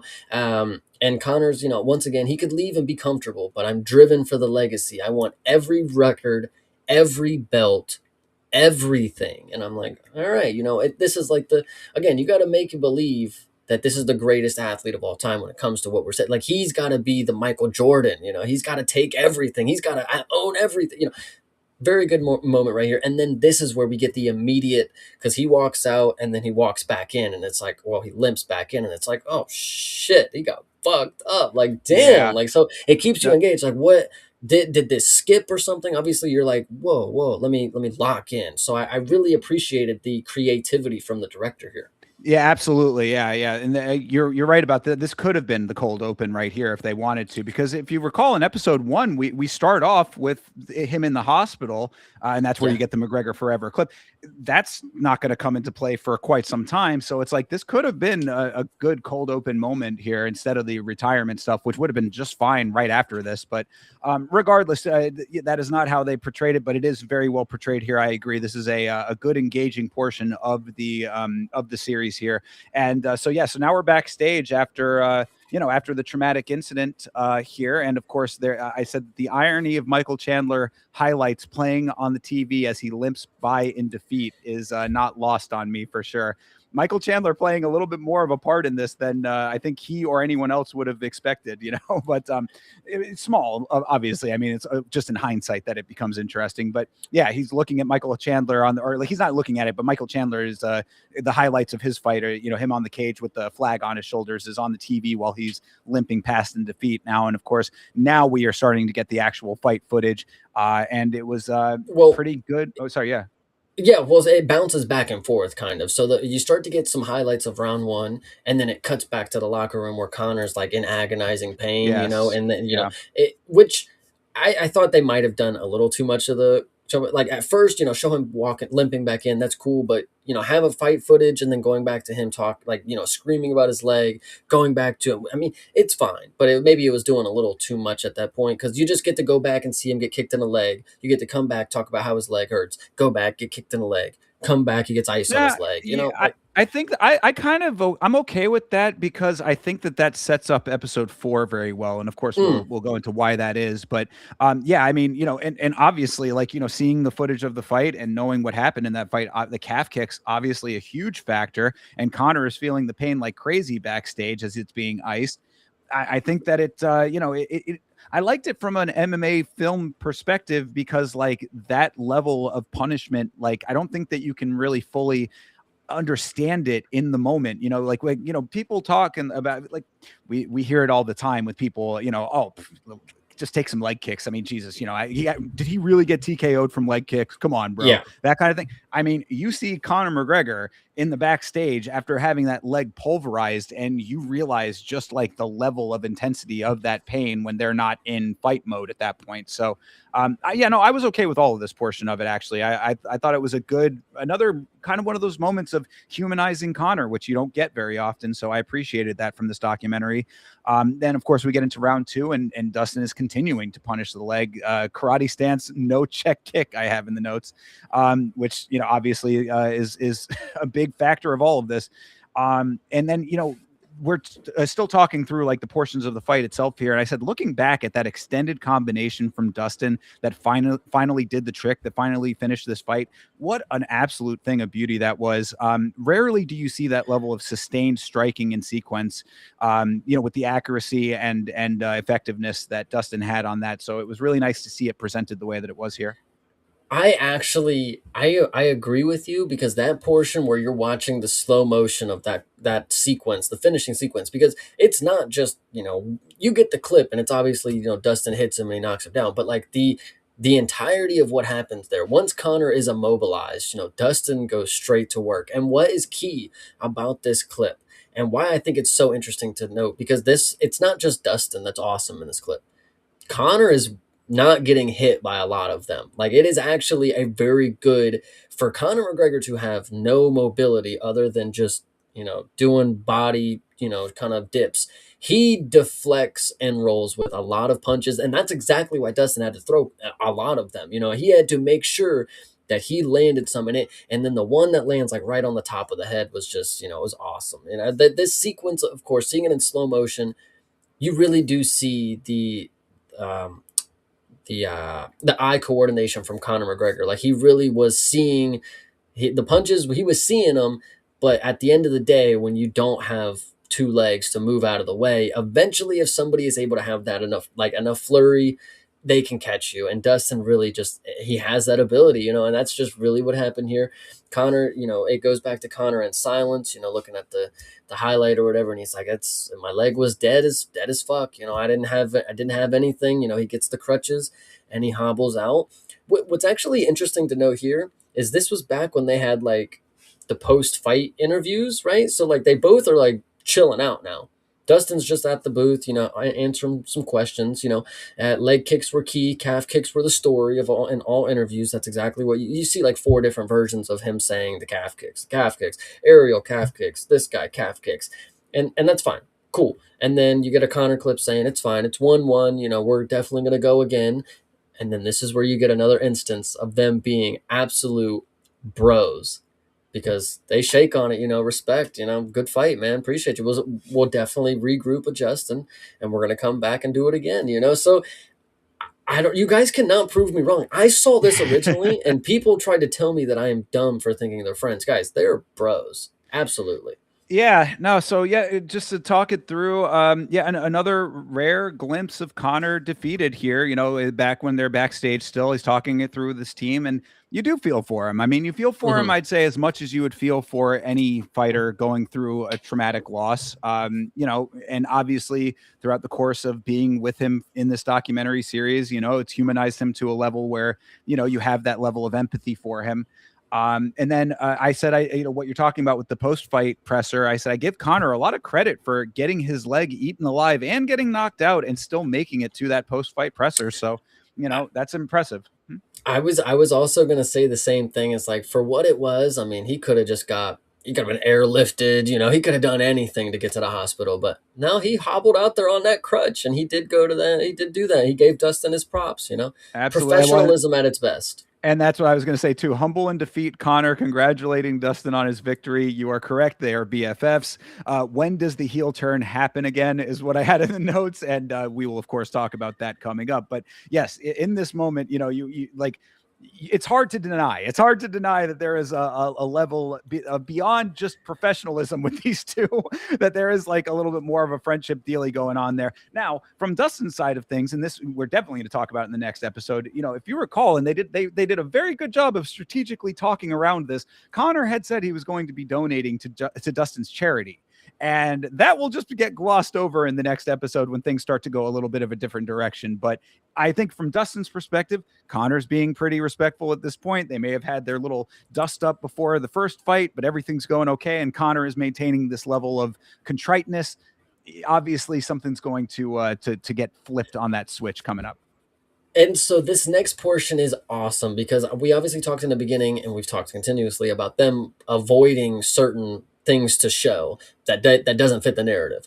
So Conor is rewatching the fight at home. The vibes are low. He's sitting on the couch. We get a young Conor interview where again, if you know where this ends up, this means nothing. So Conor talks down, talking about losing. It's part of the game. Break down what went wrong, correct mistakes. I never wanted to be the person who couldn't accept defeat. I've seen it before, and it never goes well. And it's like, motherfucker, why do you say everything that you contradict yourself with? Like, god damn it. And that's where I kind of get to the point in my mind of thinking that the docuseries is almost intentionally making it so that it is a little bit of a chess match with the viewer, where it's like, we're going to put that in there. If you know the full story, you know what that actually means and like what that actually in the bigger context, how that plays in. So yeah, it's an interesting bit of setups here and a lot of detective work that you have to do in your own mind to line everything up with what you know to be reality. But what I say, at least from the perspective of what they're showing us here, Conor always in the immediate, I'll get it back mindset. Resilience is one of his better attributes for sure, but how many times and how many successful times? That's the question that I have. I actually feel like this docuseries is doing a disservice to Conor McGregor and the organization and Dustin Poirier for that matter, because when you get to the portions that we're obviously talking about that have been left out of this, nobody's going to think that they need to go watch further on past the performance, like, oh, broke his leg, damn, turn it off. And it's like, well, when you find out exactly what happens, later on, of course, and after that, I mean, if you don't get to see that as the casual viewer, what's going to make you want to go back and watch that portion of it, or the things that they cut out that you don't know you missed? You're not gonna go watch the McGregor clips anymore. That's not going to get him views, Well, Chase, now you are getting to the point of why bias in documentaries is a major issue, is because we have the luxury of being people who experienced the time frame of all of this. 50 years in the future, if anybody ever who's not alive for this comes back and is like, man, I really wanted to know what Conor McGregor was like back then. This is going to be the presentation that they get without all of the other portions of the reality. So that's kind of why I've been stressing the things that I've been talking about in our review of all of this. Is it's like you are getting a sanitized version, but within the sanitized version, it's still interesting from our perspective as people who do know the details to kind of piece the elements together that are not included. But that only goes for us. No, absolutely. And so people like us, obviously, you guys out there who are listening. Right. This next part is interesting because they really kind of gloss over this as well. The entire story that we've had for episode 3 is that he hasn't been, or episode 2 and 3 is that he hasn't been able to get a fight. We've been needing a fight. We've been waiting for a call on a fight and we haven't got it. But all of a sudden, rematch for May or June is just a go for Dustin. I mean, we could just get a fight in 2 more months. Like, fuck it. Like we hurt our leg, but we're getting the rematch set up right now. Like, so I find it weird that they didn't acknowledge that, oh yeah, we jumped into this next fight relatively quick. After he got his leg butchered, we jumped right into training. So yeah, I mean, well, I think that's why it is an interesting element of the end of this, because I said, after that quote basically is really where this episode ends without a clear setup for the next one, and knowing the timeline, that's like, okay, well, why we know what the next step in the process is here. So you didn't bait the hook at all with any of that. Kind of a strange way to sort of just thud the end of this episode, but that is the end of the episode basically here. So, I mean, we'll talk about the setup for everything in the next episode, but did you have anything else for the end of this before we close it out? No, I am actually, like I said at the beginning, like, these last two episodes really center around one matchup in particular, so it kind of just feels like one long continuation, so I feel like that's maybe why there's just an uneven break here. It's like, well, we don't really have a good stopping point because it's the same story, And so that is an interesting point. Yeah, I'll save my overall thoughts on that for the next episode wrap up. But so overall review for this episode, Chase, episode 3 that we've just concluded here. What are your thoughts? this one was not my favorite. It was a little all over the place. The ending portion, I think, where he walks in limping, I think that was the moment that I was like, ah, man, they got me for a good moment. Like, that was a good filmmaker decision, of course. The COVID stuff really bogs down this fucking documentary, man. Like, it unfortunately locks it into a time period. This could have been the McGregor Forever, but this is the McGregor COVID era. Like, that's unfortunately what kind of becomes. So when you start talking about the bubble and shit, I'm watching him get mouth swabs. I don't give a fuck. Get me to the fucking fight, brother. Like, I mean, in a sense of, like, if this was any other time period, I don't care about how he's getting prepared to, like, get into the fucking hotel. Like, get me to the fights kind of deal. An extended portion of this episode had to be the COVID stuff because that's just unfortunately what happened during that time. So it's kind of interesting. Yeah, But fair. I mean, this is for me. I guess it's just kind of speaks to maybe the differences of what we look for or want to be seeing in this documentary series. Because for me, this was the most interesting of this series so far. I thought I was like, a lot of the compelling elements of Connor's life are on display here, even if they are very heavily manipulated to conceal the bad side of Connor. So, basically, I kind of talked about this throughout all of this. So I'm rehashing a little bit here, but I said sifting through the spin of the series and reading between the lines is tiresome, but overall the action of this episode made it tolerable. And I think that, that goes back to, like, when they're on the plane. I thought that was an interesting kind of view into that portion of his life. Just a couple of little, like, on the boat, the stuff with the family, like seeing that side of his life, I thought was interesting, even if you have to, again, contextualize it within your own mind, because the docuseries is not going to do it for you. I think the best moments, and I actually will take back what I said. This episode is not as bad as I'm making it seem, because the initial portion where he's watching Justin Gaethje versus Habib, I think that portion was awesome in this episode. The Yeah. best portions, I think, are when you have Connor and you're reading the emotions from him, because he's a very expressive person. A lot of the times, the vibes are low, the vibes are high. You can feel the energy from Connor when you can feel the life is, like, kind of sucked out of him. So this episode is not bad. I think those two portions were really my favorite. The Habib portion, where, again, at the end of the night, where he just sits down and eats alone, like, just to sit with his thoughts.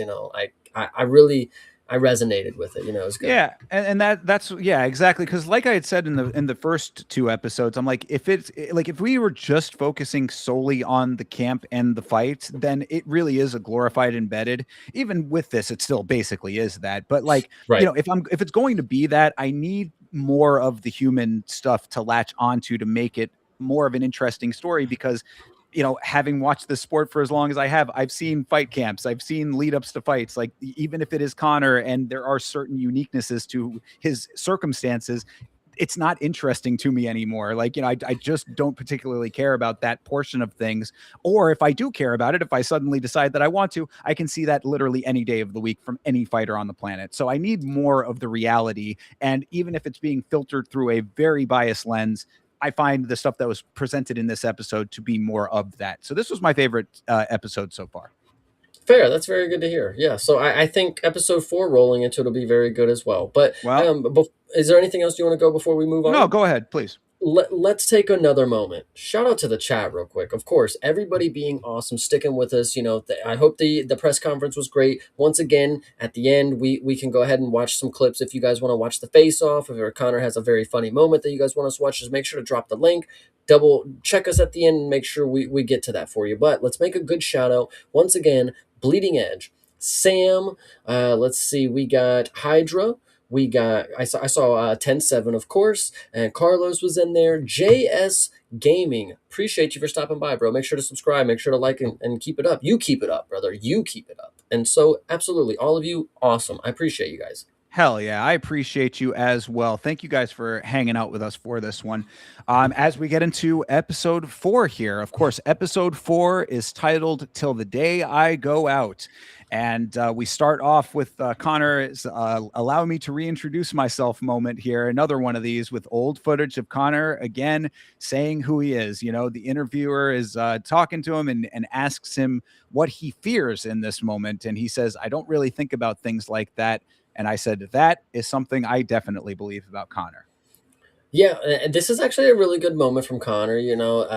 It's really funny. He actually opens up a vlog, and he's talking a little bit, and you actually really can't really fucking hear what he's saying. It was really hard to hear, but Connor doesn't want to be anything. He's already where he's at. Specifically, is a very good portion here. People are always wanting different. They want something. Connor has always had those things. He's never outwardly looked for something different than what has already been given to him, which I think is a very very honest thing. You should live by that. I think I really Yeah. appreciate that from Connor. I had that in there too. I said that's a great answer. You know, he says, "Who do you want to be?" The guy asks. He said, "I don't want to be anything. I am everything I want to be." I said that's powerful. I actually Yeah. legitimately thought that's a powerful statement. Yeah, it continues on. I don't want anything. I have everything. Said quality soundbite, but a scary proposition when it's actually the truth, and you happen to be Conor McGregor. Yeah, absolutely. But so we get the McGregor Forever title. We get the day till the day I go out is what this episode is called, and then we get, of course, a social media roundup. And if you would like to make a point, I'll tell you, the Guru had 2 clips in this roundup here. So that's how Bro, it is. the fucking guru made this thing SMH in the notes. Yeah, no, shout out to him. Look, I mean, yeah, shout out to the documentary series people for putting him in there. Honestly, it's like if you obviously a lot of people have a lot of different opinions about the guy, but he is a major voice in the space. So regardless of your thoughts about him, honestly, I really they kind of kept him pretty tame throughout all of this. He didn't really like the stuff he said wasn't like anything of the guru's level of inflammatory Right. statement that he's capable of. So his inclusion makes sense here. But yes, Guru beanie and all in the Conor McGregor docuseries. So Digital Media Roundup tells us that this was the worst Conor performance, talking about the Poirier rematch, and that he's not the same guy anymore. I says it's fascinating because at the time I truly thought this was the legitimate end of Conor mania, him getting knocked out. I thought like, oh, surely now this is going to be it all over. The leg snap was maybe the nail in the coffin, but Dustin's knockout I always thought would be the thing that killed the star power. So this media roundup kind of speaking to, at least at the time, what I thought to be the truth. Like this is the conversation surrounding everything. Surely people are again, knowing all of the other surrounding elements at the time, surely this would be the thing that I like, oh, well, obviously he's washed now, why would anybody care anymore? He got knocked out. Yeah, but see, there's a difference. People making videos and commenting on that he's washed. It's not them not caring. Them not making a peep is being done with it. So having the social media roundup where everybody's talking about how washed McGregor is, that means there's still the hate watch available for his next 1 or 2 bouts. Like, so if they truly didn't care, they just wouldn't fucking say anything. So It was certainly a good point, and that I guess is just part of the cycle of star power in general. Is just where that where the interest level and why the interest level is at where it's at any given time, right? Because you're saying, I mean, like I guess I don't come from a frame of reference for that, just being a fan of the fighting. So it's like it's very rare that I'm ever like legitimately hate watching, regardless of the hmm, person. It's I mean certain instances, but very rare. And so it is, but like from an average or more, a different perspective, I guess it is interesting. It's like, some people that might have been like mega fans at one point now being like, oh man, that guy is so washed. Like, now I'm gonna have to watch him, get knocked out again or lose again or whatever, So it is interesting that may change, but the interest level still being there. It's a good point. yeah, and then so now we are in the UAE 4 months after the rematch, of course, and Connor's working out while we get to hear more of the haters overlap over top of us, talking about how this is again the most washed Connor that we've ever seen. Max fucking Kellerman, guys, Jesus Christ, this guy drops the bar, which he should never be talking MMA. Let me let you guys know this, but he drops the hang it up line on Conor McGregor, bro. That is fucking rich, my guy. So either way, very funny stuff. there's the coach over talking, has a voice over Connor's coach, of course. And this is a very good point as well, because this is something that I have always liked about martial arts, is that there's something primal about it. When you lose and you think to yourself, if there was no ref, like, I'd be dead. He would have killed me. And it's like that, when the bell rings, you have to understand, like, do you want to kill this guy or not? And that's, some of these guys really take it to that extreme, whether that's just the coach trying to talk his fighter up. Some people, maybe not all of them, but there's a guy out there who treats this like life and death. So it is a good point. You never know what you're stepping up into. You always got to, have respect for your opponent and understand that anybody is capable of anything at the professional level. And we've seen that time and time again, of course. Yeah, no, absolutely. I said that is a great point. That is his trainer there. It's Colin Byrne, I believe, is his trainer that's talking in that moment. And yeah, I said that fighting is a crazy thing. It just, Mm. in and of itself, point blank, period. I mean, you're exactly right. Like it is primal. If the ref wasn't there, you would be dead. I mean, like, these are like the truths of the sport that go way beyond the trappings of legitimate competition, which, for people, because I'm certainly one of those people. I said it during the Tom Aspinall situation, where people talking about him going out on his shield and being a warrior and all that. And I'm like, this is a $7.7 billion sports industry that he is a part of, right? It's like, sure, that is certainly a perspective that you can have. And I'm, speaking to myself even in this moment, but Hmm. at its most primal, at its most foundational level, it is a crazy fucking thing. It is two people going and ripping each other apart. Like that is about as basic as it gets as human beings, as the animals that human beings are. So I thought that his coach was making a really good point there as well. And so Connor is he's doing 2 sessions a day, his head down, and he's fully focused. And this is an interesting portion, because they're talking about how Connor's, soul searching. He's still, or actually Connor's talking about this specifically. He's talking about him still soul searching. He's looking to learn, look to learn from the tough times. He learned a lot about hardships and come back better. And then he feels like he's glowing again. So Connor, again, still being all over the place from episode 3, with all the emotions going up and down. He's still in this phase where it doesn't seem where he has got everything. He may be telling you that, but now we're in another point where he's still searching. He's soul searching for that peace. I got to get to that level I need to be. It's like, I thought you were already there. I thought you already have, brother. I thought you don't want to do, I don't know. So it just feels a little contradictive Well, once and again.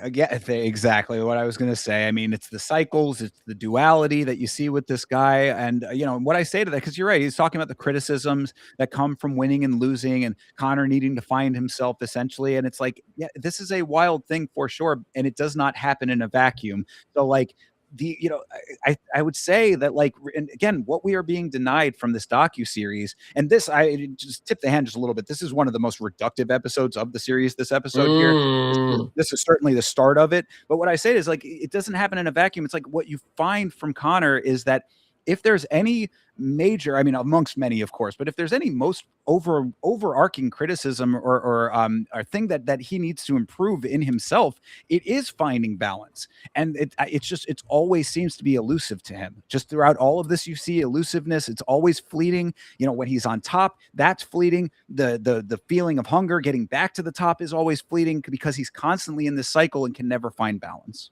Yeah. And then so, Connor obviously talks about this is a team effort, but at the end of the day, it's a solo journey. Yeah, aside from the team and support, he is the one that has to go in here and do this, and then he walks off and gets into an expensive car where the door opens from the opposite of how yours would normally, obviously rich people things.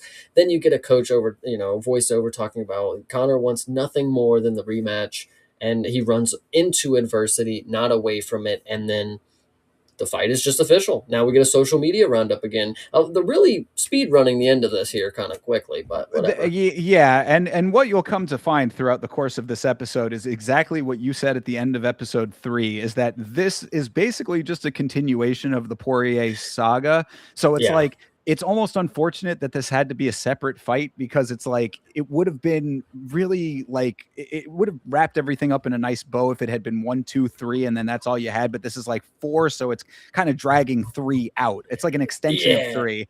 This is Um, 3.5. Yeah. Pretty much, yeah. So like, yeah, what I said about the solo journey aspect that he mentioned there is like going back to my other point about the, like the Madonna example and the live entertainment stuff.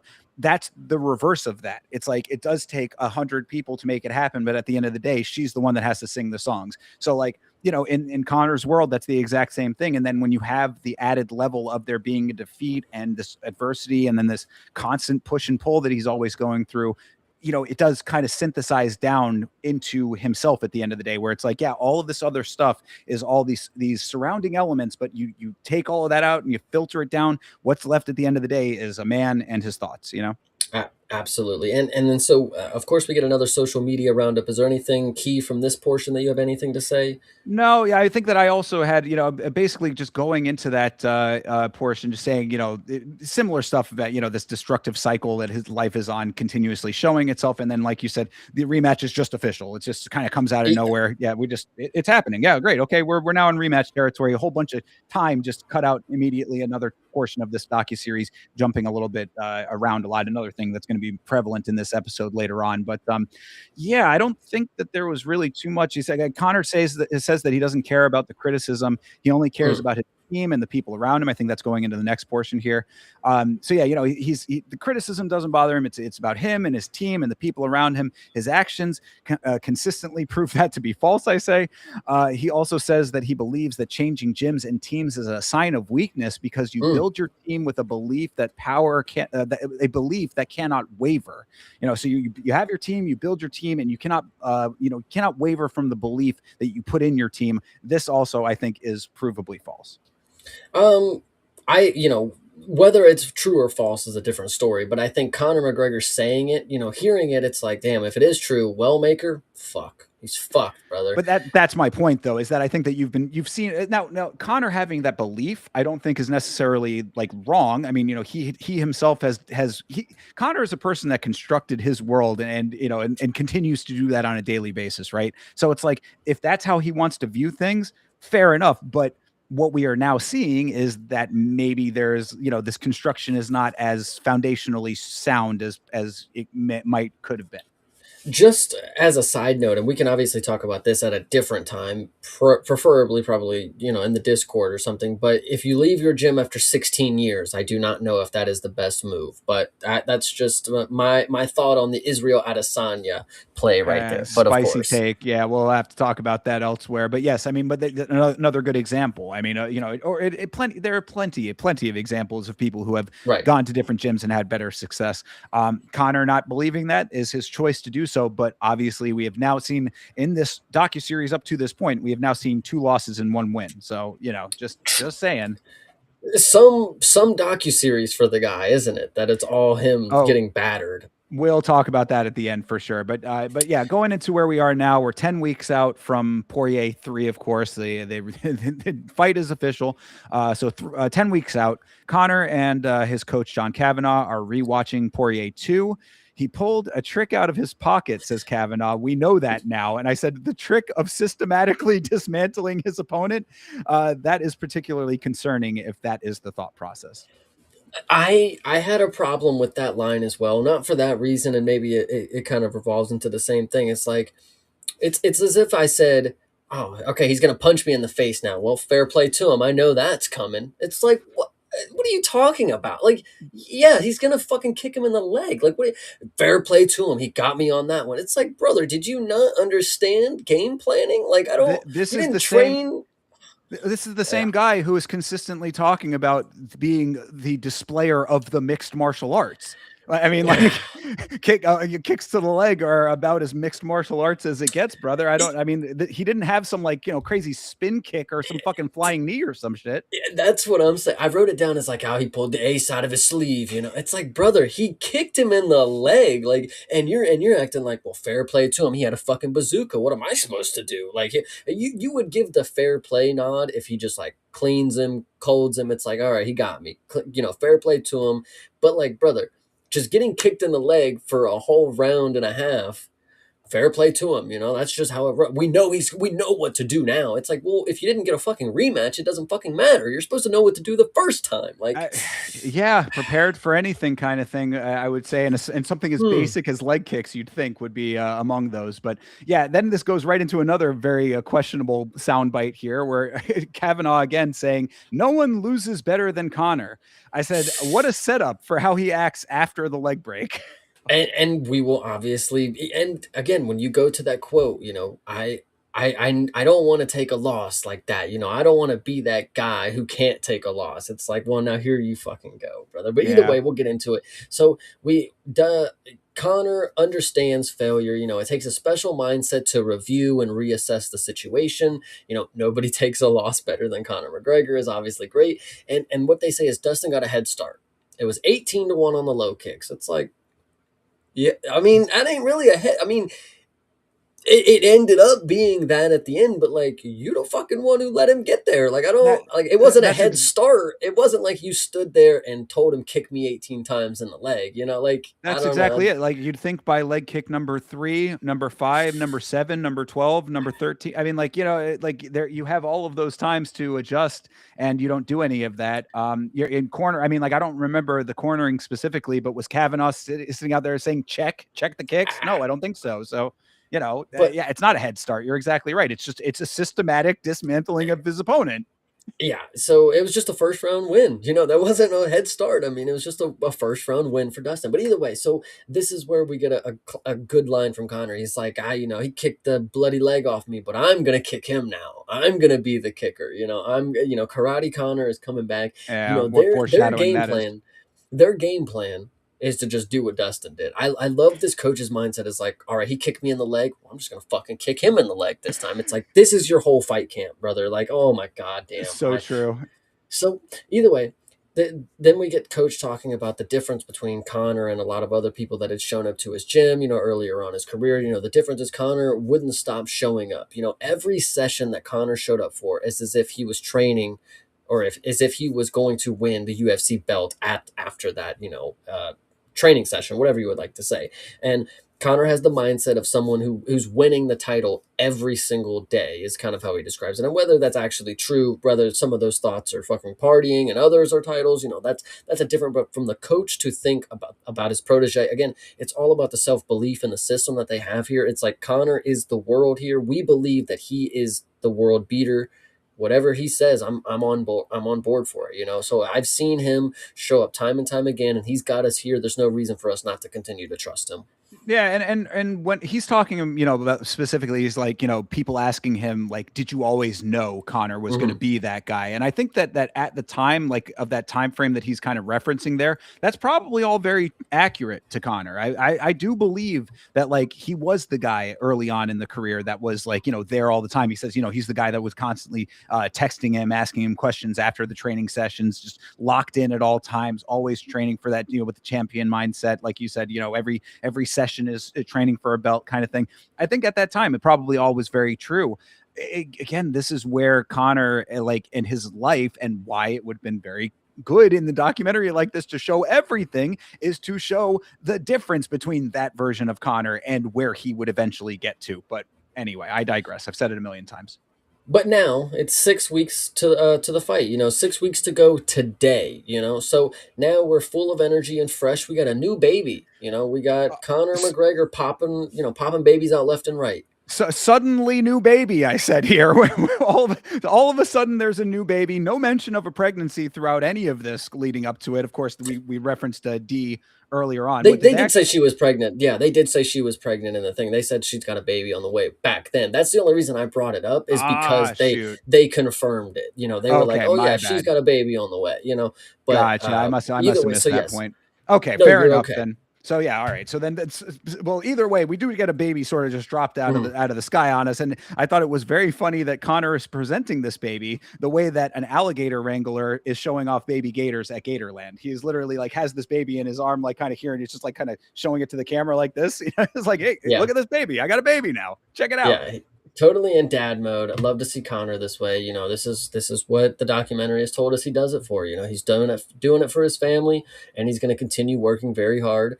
And you know, whether or not Junior is deceived by him thinking he's going to be retired 2 episodes ago or not, I don't know. But here we are.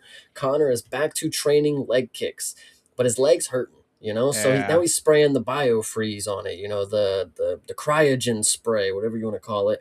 His shin is sore, which is actually pretty crazy to think about, that this is the footage that we're watching for what ends up happening. It really is like, fuck. They, not that they could have prevented it, but like the signs were here, you know. Oh, brother, this is the most meaty portion of this episode Mm, is here and what we're leading into. So yes, you know, yeah. I said, uh-oh in the notes. Connor with some soreness on the shin, the foreshadowing of doom to come. Connor, then they tell us he has a deep bone bruise from all the kicking. His manager says, are we going to keep the fight on, or are we going to delay? And Connor's not one to put it off. You know, he wants to be in the fight. Obviously, if he accepts the fight, he wants to show up to the fight.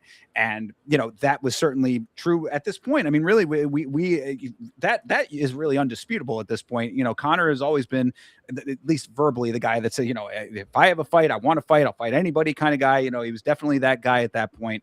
And up until this point had never pulled out of a fight before. So it is interesting to see the team sort of in this odd position, like, we got to figure out, can this fight go on? So that's that. But now this is really where it gets even more meaty. So we go to Los Angeles 6 Hmm. weeks before the Poirier fight, you know, Poirier 3. We're hanging out with his surgeon, who's going over just how screwed the ankle may or may not be, right? We're figuring this out. Connor has a deep bone bruise. His surgeon is giving him the details of this. I said, crazy to think they had all of this foreknowledge of the potential for an ankle break leading up to this fight. And then this doctor over here, I mean, like, we'll talk about what happens later on in this episode with the doctor, but I said, so the doctor says you can keep training and fight, but you just got to put some pads on the ankle for the training. I said, God, this guy must have felt like the biggest asshole when the thing snapped in the cage. Hugged Connor and everything. They have a good Mm. relationship, but you know what's coming here. And this doctor letting it happen, I would think that's a crazy feeling. Yeah, so you know, so it was a bone bruise, so not necessarily a fracture, which is where they were leading to think that it could have been. Which, if it would have been a fracture and then his leg breaks, it's like, okay, we could have saw it coming. But a bone bruise itself, I'm not going to say the doctor is faulty for this one, because like it was just a bone bruise. You can't tell me that if I get a bruise on my elbow, then my arm's going to break the next time I use it. You know? Well, the difference between a deep bone bruise is not the same as like a bruise on Yes. your tissue, though. You know what I mean? That's they're different. The stipulations of those are different, from what I understand. I'm not an expert on this, but Correct. But either way, so the doctor himself, you know, from what we were seeing here before, if you're watching this from the lens of like, okay, this is preventative. You know, his ankle hurts. Doesn't necessarily hurt when he's moving it around, but keep off of it for a few weeks. You know, if it gets worse over a few weeks, we're shutting the fight down. You're not going to be doing it. So we're going to make this makeshift wrap. We're going to put a fucking gel pad over your foot, and we're going to wrap it up.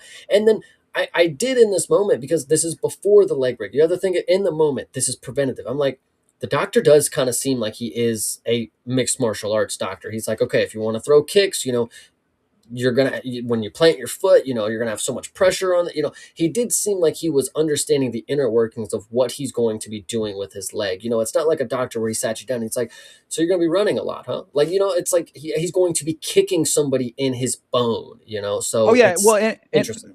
sure. And what I say to this too is that I don't even necessarily think that the doctor was wrong in the thought process. Like, Mhm. I mean, because like you said, I agree with you. I think that he is legitimately considering all of the specifics of what is going into a training camp and then the fight itself. So it's like I think that the thought process was generally correct, but it is one of those things that if there's any level of smoke in the area, to think that there could not be a fire if you let it continue in, you know what I mean? Like, it's like, had everything gone correctly in the fight, this would of course have been the exact right way to handle it.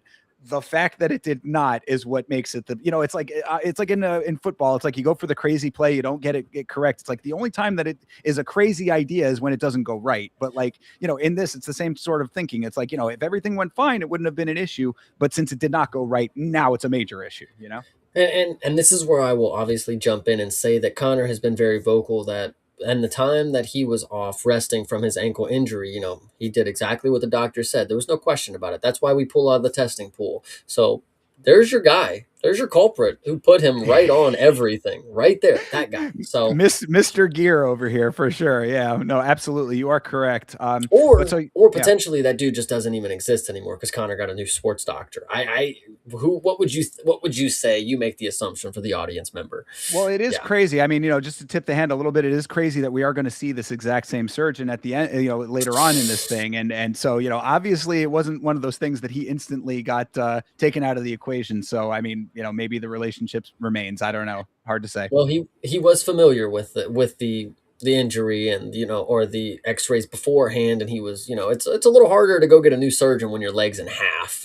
So And we'll certainly talk about that familiarity because he says something about that in the car. Well, yeah, we'll get to it. But okay, so fair. But now we go any- back to Newport Beach, Florida. Go ahead, thinker. California, but yes, Newport Beach, Oh, California, and it is the McGregor Fast Gym. To be fair, it looks pretty nice. I mean, looks this is I guess a brand new facility here. Good looking equipment, but still real is what they said. Not a place to lounge, a place to work is the idea. What's up, Chase? yeah, this part was really funny because McGregor's describing. He's like, the dungeon.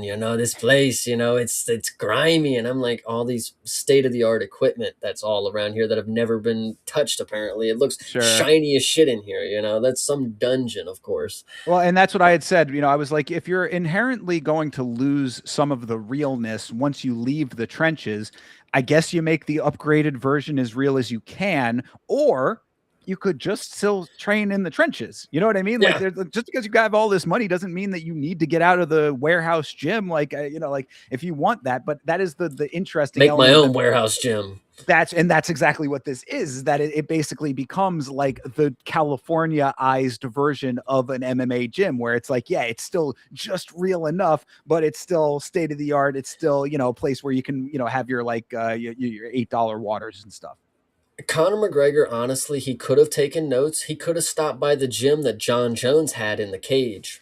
Just That saying, is that's the fucking dungeon. hilarious. That is so funny that you say that because that literally was what I was thinking about when I was writing that out. When that note, I was like, there are legitimate dungeons out there that you could just be in.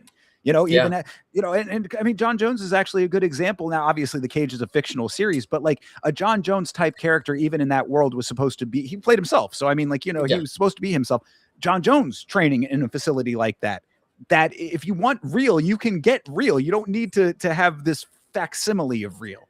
I think this just goes back to the first episode, where Connor's talking about how there was no mixed martial arts in Ireland, but obviously he had to have trained somewhere. So he's like, "There's just no dungeons in California. I just gotta make my own, man. Like I don't know what to tell you." I'm sure that So there are plenty of dungeons in California in many, many ways. But either way, this is what it is. It is Connor's facility, McGregor Fast. It's nice, but it's not a place to lounge, even though it looks like it could legitimately be a lounge. But either way, absolutely, so now we're 5 weeks. 5 weeks out. Yes, 5 weeks out from Poirier 3. We're in a huge California mansion, and Connor says he's leaving the girlfriend at the time. He's leaving the girl and the kids at home, locked the fuck in for this fight. Absolutely, and he's looking through photos of his kids, and he's just having a good time. He's like, here, they're at home. Here you go. Here's a picture. You see them. They're just not here. Having a good little moment. But it's now time to focus on the fight. Family stays home. Connor goes to work, and this is where you get Connor riding a bike, and then you get to see him doing feints and shit. And I'm like, brother, like, just ride the fucking bike, bro. Like, you're going to hit something. You're doing too much. Like, Yeah, he's getting on ah, his Tony Ferguson there a little bit, but yeah, no, I've always said, I mean, this is actually an interesting juxtaposition between his other pre-fights, with the wife and the kids around all the time. I mean, he generally has a lot of people around, which always seems very distracting. We talked about this in the Smashing Machine, where the girlfriend there is Dawn is coming back and kind of bugging Mark before the fight, and we were saying even that is a little bit too distracting in the moment, and he's kind of like yeah. shooing her away. McGregor, with all this team and people and everybody around, it would seem to me that this is the better way to go. But obviously, he's the fighter. It whatever makes the most sense for him, I guess. I think what also is key about this is it's not necessarily Connor choosing to leave the family at home. It's that they have a newborn baby that she needs to take care of. This is so, I mean, it's like Connor's got to lock in, the family can't come. It's like, brother, she just had a baby like 4 weeks ago. Like, literally, it's still pink. Like, I don't, crazy, but Yeah, you would think that that would be one of the major points there, but then just also knowing the way that this family operates with the amount of money that they have, sometimes, they'll bring the mobile nursery if they need to, kind of thing, they'll just get the incubator. They'll just drop it in the pod and just go on about their week. I mean, they'll literally just rent out the neonatal ward of a hospital if they need to, kind of thing. It's just one of those crazy things. But either way, he decides that this is the way to go, and I say power to him on that one. They also talk about now they've expanded the variety of techniques. The mixed martial artist over here, I say, I don't remember him getting crazy creative in this fight before the break, however. So I don't know if all of those expanded techniques showed very much, but maybe in certain instances. Well, a variety of checking kicks. I mean, it could have just been that, but they didn't actually do that. There was no check. But either way, Right. so he's got no pain. He's finding the left leg. He's the master. You have to master rehabilitation is what is key at this point in your career. Or else you'll be here today, and you'll be gone tomorrow. And fair play to Connor, because there's been a lot of people who have came and gone in the span that Connor has been rehabilitating from a broken ankle that we'll obviously talk about. But like, he's still relevant for some, I mean, not for some reason, obviously we're watching all the reasons why, but it is what it is. So Yeah, no, that is an crazy. interesting and funny point that you make there. That people have came and gone in the time that he's been gone. But yeah, no. So that is all true, and I do think there is some validity to mastering the rehabilitation. I mean, people in this sport, how many times have we talked about people coming back too soon and that kind of thing? Literally, our friend Jeremy, who's a fighter, we're talking to him about he's going just on the tail end of an injury, and every time that we talk about it, I say the same thing to him: make triple sure that you are 100% to come back. So I do think that Yeah. there is validity to that thought. But then, we go on to coach saying that leaving the wife and kids at home unleashes the beast. There's more testosterone in the air. Yes. Poirier is going to pay for the wife and kids not being around. I said, yeah, Poirier is going to pay for this vacation from the family. But No, I don't know. absolutely. Yeah. I think that Jeez. is one of those things that maybe single people think, but people who actually have the family have a more of a different view on. Because I always feel I feel that way every time that we see people crying on the Ultimate Fighter, where it's like they have to leave their family home for a little while. It's like, dude, it's a couple weeks. You're going to be back with them, but again, I'm not in that situation, so I don't have the frame of reference. Absolutely. But either way, now we are 1 week until the trilogy. If you guys didn't keep up, we have been 2 time skips until the fight, basically. Like, I mean, this one is just speed running. Because what's funny too, and maybe they had an alternative cut of this with the portions that are left out that we will obviously allude to later. Maybe once they read over or once they watch it, they were like, cut that out a little bit, put some more fluff in there. This can't be. That's not what I want the image to be on McGregor Forever kind of deal. So I'm not really too sure, but here we are 1 week from the trilogy. And last time the shin pads let him down. He felt too safe taking kicks. This is a high impact, high trauma sport. And then we get to see Connor getting the electrotherapy on his foot. And then we get another social media roundup for the haters, Well, and what do you think? he says that he wants to train without shin pads to feel the pain of it. And I was like, I do respect that in a general sense, that it's like, you do have to you have to internalize that trauma that he's talking about, because it is a traumatic sport in that way. I mean, it's legitimately traumatic to your body. So I think that there is legitimacy to the way that he's viewing that. But of course, this and the note that I had prior to this is, it does hurt as a viewer seeing this level of preparation and training, knowing how this fight is going to play out. Of course, that goes into it as well in that instance. But yes, we see the electro pulse therapy on the legs with this level of focus on the shins, legs, and ankles. It's hard to say that they should have known, but they kind of did know from the surgeon's visit a little bit. It's tricky in Connor's position, is what I had said to all of this. Basically what we had talked about just before about, it's like, how much could you have known? How much, if it's like, as I said, it's so much fire to be placed on that one area of the body for like, you know, the smoke not to tell you something, but it, you know, it is tricky. It's tricky to, you know, you don't want to be the guy that pulls out. You're a major star. I get all of this, you know. It is absolutely remarkable. Of course, you know, the foreshadowing that we get here, but you have the instance where it's like, my shin pads let me down. You know, I wore them too much and I got hurt in the fight. Well, I took them off and I fucked my leg up before the fucking fight. So, like, it is just one of those things. It's like, you know, there's a double-edged sword in every choice when it comes to mixed martial arts. It's like you're going to have to inflict pain on yourself to be able to get to the position where you can inflict pain on others. That is inevitably an issue. You know, obviously things come with that territory. But Yeah. now after that, again, like I told you, we're just 2 time skips from the actual fucking fight. So here we are 3 days from the matchup. So we have a Stephen A. Smith interview.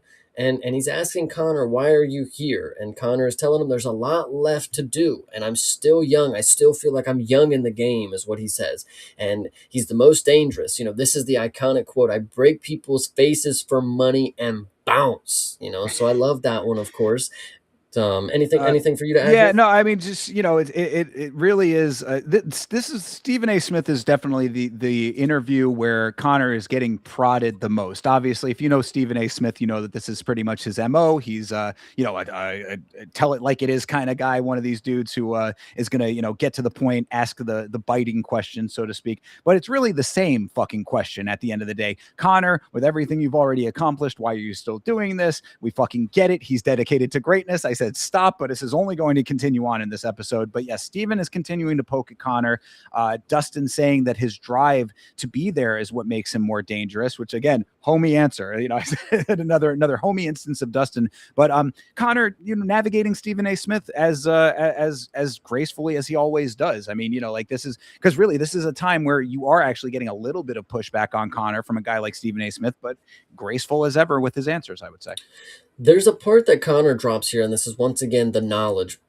Connor drops some gems sometimes. You know, he dropped the he said, so I forget what Stephen A said, but either way, he says, you know, but guess what? I'm back, you know, and they don't tell you, but a loss is a secret recipe for success. And I'm like, man, that sounds so good. God damn it. You shouldn't have doubted Connor. The game is mine. And I'm like, man, he really does have a way of doing it, you know? Always has the right thing to say. And Yeah. it's unfortunate that the actions can't always back those up. But yes, you are correct, because it's like the lead up to this fight, at least at this point, and that's another element of this episode with the way that they're presenting all of this, because we're going to get into some of the more unhinged behavior. In fact, that's what the critics in the media roundup were talking about. They were, you know, how much of Conor is the shell of his former glory kind of self, you know, where's the unhinged behavior going to be playing a part in all of this, that kind of thing.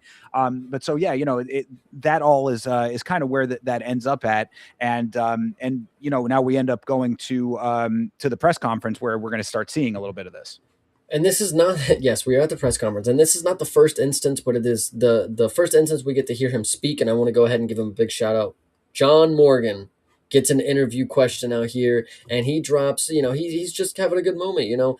Connor, are you like excited? You know, what's the fight going on? How's your day going? And Connor just instantly just fucking loses it. At least from the perspective that we get from the docuseries, I feel like this played out a little differently actually, because we just instantly jumped to Connor just going crazy. Like Connor is just flipping shit, you know, for no reason. And you know, do you respect Dustin? I don't give a fuck. It was a fluke win. I'll correct it, and you know, let's face off and bounce. You know, so Well, yeah, they start the one thing that I thought was a funny way to start this whole thing was that they start it with Connor throwing Dustin's hot sauce off of mm, the podium, and then you get this nice shot from the top down of the hot sauce splattered on the barricade. I thought that was kind of funny.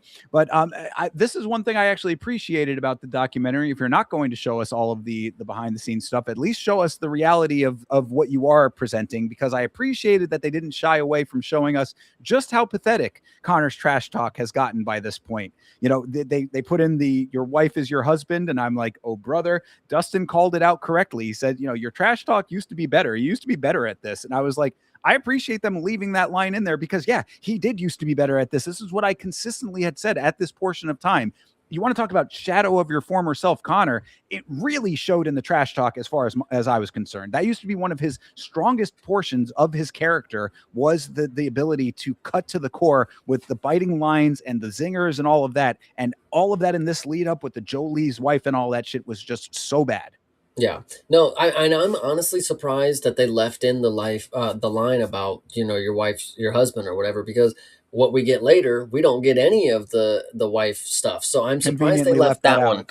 Right. So them leaving that one in is an interesting choice considering what they had left out later. But we get a face off, and then Connor kicks Dustin. Whatever you want to say, it was stupid. Some shit. Connor walks away. Either way, we are 2 days away from the trilogy now. Connor is cutting the weight. Dana's fucking glazing, doing his normal thing. Yeah, and then we get the social media roundup. We get Max Holloway's voice. Well, Max Holloway has a little portion here where he talks, and I'm like, oh, look at that little foreshadow for what we're about to get here, later Yeah. on in life. And this Dana, time, oh yeah, go ahead. so I was just going to say, Dana with the glazing was pretty hilarious in this moment too, because he's talking about the performance at the press conference, and he says, "We got the Connor with the mind games. He's the best in the world at it." And I'm like, a nice display of the continued delusion that 2017 Connor is still a thing. Even back then, it was already a myth that was the case. Absolutely. And then I think this is key right here too. So we get the weigh-ins. Connor is 156 on the dot this time. Remember last fight, championship weight. He was at least dialed into the point where he was so far in that he would make championship weight.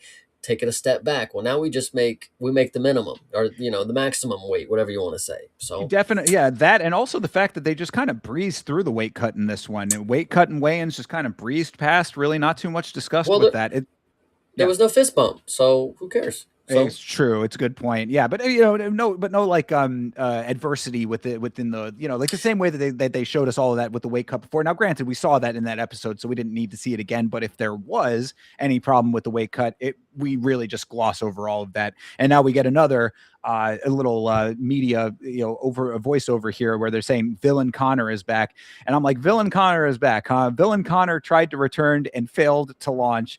Still, the cycle continues, even if they didn't show it as clearly in this episode. So, yeah, this is him back on the upswing of the villain arc here, just try or really more, I guess, on the downswing, you should say. It's like, they goes from at top of the world, humble Connor in defeat, back down into villain territory. And then, so this next part, we get another young Connor clip, and Connor enjoys the pressure, is what he's saying. He's always felt, I think he says, like an animal in a cage, or a monkey in a cage, something like that. He doesn't do it for them or anyone else. There's nothing fake about what he does. He does it for competition. When he walks in the cage, he feels like he's unshackling chains, as I believe is how he worded this. And he feels free. There's no pressure. He feels free. I'm pretty sure he says this like 3 fucking times, because I have it wrote down so many times here. He feels prepared to die, but also prepared to kill. So interesting There you stuff go. here. I like it. Then also we get another interspersed with that. We get another YouTuber comment, or a media comment, and I think it's the Irish guy that they have a good portion of it. He goes, "Where does he go if he doesn't win this fight? He's fighting YouTubers," is what he said. And I was like, bro, give me a fucking break. Even at this stage, Conor McGregor if he decided that, then maybe. But like, to think that would be the actual, like, that's all that he could do. Like, what a brain dead take that is. I mean, I think that leaving that in there might be a signal to the audience about how brain dead of a take that is, perhaps. But like, I just thought that was something that had to be referenced, to think that Conor McGregor would go from where he is at this point in his career, which obviously is, we're talking it all through from the progression here. Yeah, it is a little bit of the downswing to where we ultimately end up. And this is, of course, even pre-break at the point that is in the documentary. But even still, at this point, to think that, it's win or fight YouTubers, I think is about as brain dead as it gets. Yeah, as we can see, they will give people 7-fight losing streaks. So Conor McGregor's got a while to go in this organization. So if you think Jake Paul's up next, I got a lot to tell you, brother. It's not happening. He's going to BKFC first, but either way. And what did I say in the episode prior? You have 3 options with Conor McGregor at any given time. You fight the best, fight the guy who's going to make him look good, or fight a rando. If the best is off the table, you got those other 2 options. That, take your pick at that point. But to say that those are off the table too, and then shut up, come on. Anyway, Absolutely. All right. That's just an aside. Let's get back to it, of course, because we are at fight day now. We're here. I mean, this thing is this is the longest episode of the season, and it feels like it kind of breezes by in certain different ways. Like there's a lot of filler, love of the game talk in this episode. So yes, we're already at fight day. And then this is where we get the quote that is on this poster right over here on our left, where it says, there's a saying, reasonable men never achieved anything, and Conor is an unreasonable man. I said, there's your poster headline. I get the sentiment, but yeah, maybe not as correct and profound a saying as it's intended to be.